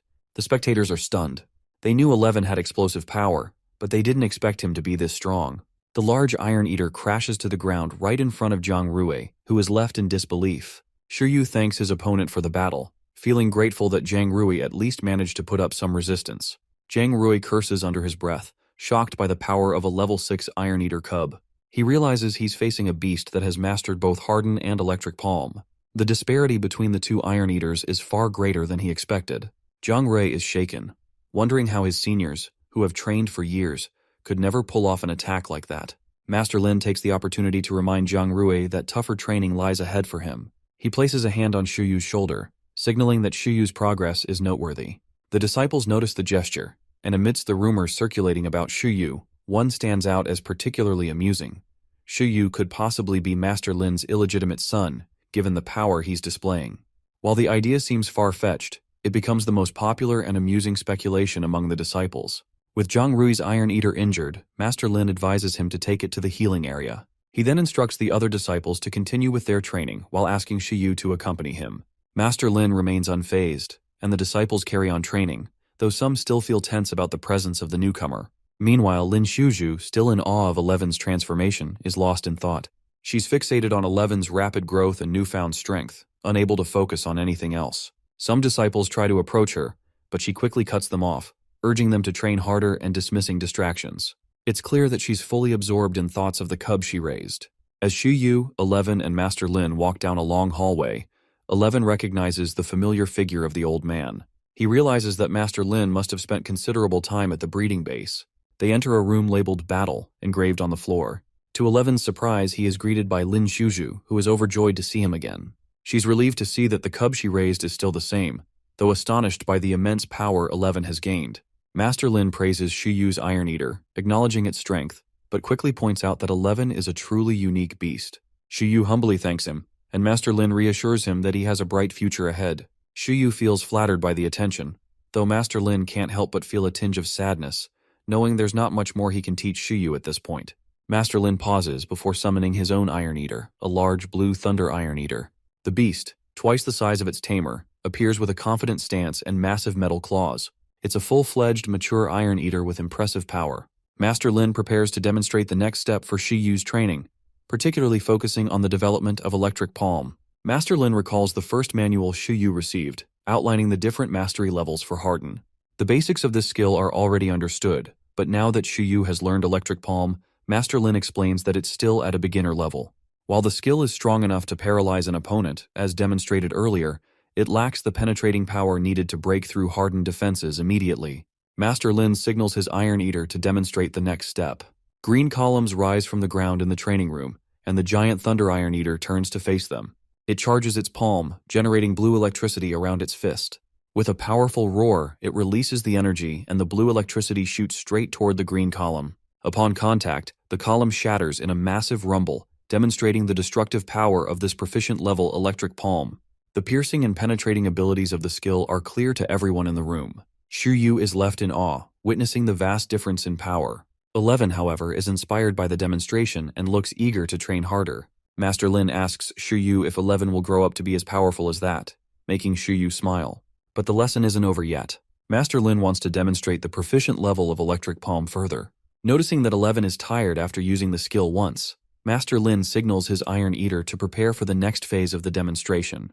At the proficient level, electric palm can be maintained much longer, with the electricity enveloping both hands, acting like armor. Master Lin is eager to show how 11 can progress, emphasizing the importance of mastering this advanced technique for the future. The Big Iron Eater focuses on generating electricity, and this electricity begins to cover its entire body. Master Lin is confident that the duo will train to reach this high level. Suddenly, his pet beast zooms through the room at lightning speed. The perfect level means using high electricity voltage to stimulate the Iron Eater's body, producing explosive power, enabling even large Iron Eaters to move like the wind. So far, the team has made progress in power, defense, and speed. Electric Palm, when mastered, is definitely overpowered. An electric laser begins charging above the room. Once fully powered, it discharges a line of electricity aimed directly at the arena. The Big Iron Eater interrupts the discharge and cuts through the electricity. Yu is amazed by this higher-level demonstration. 11 is also impressed, begging to be taught this skill, even though he usually avoids shortcuts. He plans to make up for it later. The display of electric palm excites them both. Master Lin tells them that this level is nothing. He urges his Iron Eater as they prepare to show what Yu and 11 should aim for. Master Lin snaps his fingers, and the Big Iron Eater raises its hands in the air. More electricity starts to generate at its palms and courses through its body. The Big Iron Eater begins to use Harden. This surprises Yu and 11. The Iron Eater smiles, looking like a lightning emperor, and no one should dare cross its path. Yu explains that this is not just a simple combination, but a fusion of Harden and electric palm beyond the perfect level. It's called an esoteric skill, a combination of two perfect level skills, something seen only in grandmasters. Her father's esoteric skill is electric armor. Yu has witnessed this many times, using her phone as she explains. She knows this skill can stand its ground against a sovereign-level beast. She puts her phone away and explains that combos are difficult to master. Harden and electric palm are not natural combo skills for Iron Eaters, as these two skills are usually mastered separately. Yu saw how Master Lin struggled to teach his pet beast this combo. Using both skills at once isn't easy. She notes that mastering combo skills involves 2 steps. First, determining if the pet beast can use both skills simultaneously, and second, figuring out if they're compatible. Raising the mastery level of both skills helps the beast coordinate the combo. Currently, 11 is a beginner in electric palm and proficient in Harden. This thought sends Yu into overdrive. Shuju adds that in the Taming world, it is said that a combo may not be the strongest skill, but the strongest skill is a combo. This leads to the term esoteric skills, coined by high-ranking tamers for combinations of perfect-level skills. Mastery and the strength of these skills are crucial in judging a tamer's ability to raise their pet beast. Yu, a genius, absorbs this information quickly. Master Lin feels the discussion is raised too early since Yu isn't even a professional tamer yet, but geniuses are treated differently. He looks at Yu, confident that with his guidance, this student can achieve the impossible. Yu raises a concern about what electric armor lacks, not as an insult, but as an observation. This bold statement shocks the senior tamers. Master Lin is stunned, and he and his pet beast struggle to break the skill they've worked so hard to develop. Yu points out that Iron Eaters don't have the best eyesight, and electric armor, which makes them move at high speeds, may cause control issues. Lin Shuju acknowledges that there's no perfect esoteric skill, but explains that electric armor is effective against huge and slow opponents. Yu suggests that electric armor would be more dangerous if an Iron Eater has a sensing-type skill to predict movements or locate its target precisely. Yu already has the option to perfect this with electric palm, Harden, and Super Sight. He considers that a perfect-level Amplify might work better than Super Sight, especially against larger opponents, for the ultimate combo. Master Lin is skeptical when Yu suggests combining multiple skills, explaining that mastering any skill is difficult, especially for Iron Eaters, who struggle with sensing-type skills. He reminds Yu that his telepathy is a unique ability, but he should focus on mastering basic skills first. Lin instructs Yu to concentrate on electric palm before attempting advanced combos like Harden and electric palm. Electric palm is difficult for Iron Eaters, requiring strong electrical resistance and physical conditioning. Master Lin emphasizes that training should be slow and careful, as mistakes could harm 11. Yu, however, is already thinking about future combos, imagining 11 using electric armor to become powerful enough to take on a city. After the demonstration of Master Lin's power, Yu is given a tour of the gym. Xiuzhu shows him equipment designed for Iron Eater training, which allows 11 to train without the risk of destroying Yu's home. However, 11 is disappointed by the lack of intensity compared to his usual extreme training. They move to the electrical training room, where Iron Eaters can train their electrical resistance. The room contains a swimming pool with an electric charge for underwater training, which 11 finds much more exciting. Despite Yu's request to calm down, 11 jumps into the pool. Xiuzhu updates Master Lin, noting that 11 ate a large amount, which is typical for an active Iron Eater. She shows her father the gym's growth menu, which includes electric ores and other specialized foods. Despite Master Lin's initial shock, he reassures himself that 11's consumption is acceptable. Yu watches as the gym works to procure more food for 11's needs, acknowledging that the increased food intake is a challenge, but one they can handle. As Yu observes the gym, he realizes that 11's boosted digestion, thanks to his taming dimension, will help process the food. He feels confident 11 can reach transcendent rank before he's 2 years old, based on his rapid progress and the right environment. Yu believes 11 is more than capable of passing the professional exam, and his own development as a tamer needs attention as well. He plans to learn more about training materials for tamers. Yu heads to the Iron Bamboo breeding base to purchase training methods for Electric Palm, receiving a flash drive from Xiuzhu. She warns him not to lose it and wishes him good luck. Yu, deeply focused on learning, takes the flash drive. Xiuzhu, observing Yu's dedication, understands her father's hopes that Yu will help 11 overcome the limits of his race. However, Yu notices the worry in Xiuzhu's eyes and reassures her that she doesn't need to worry about him.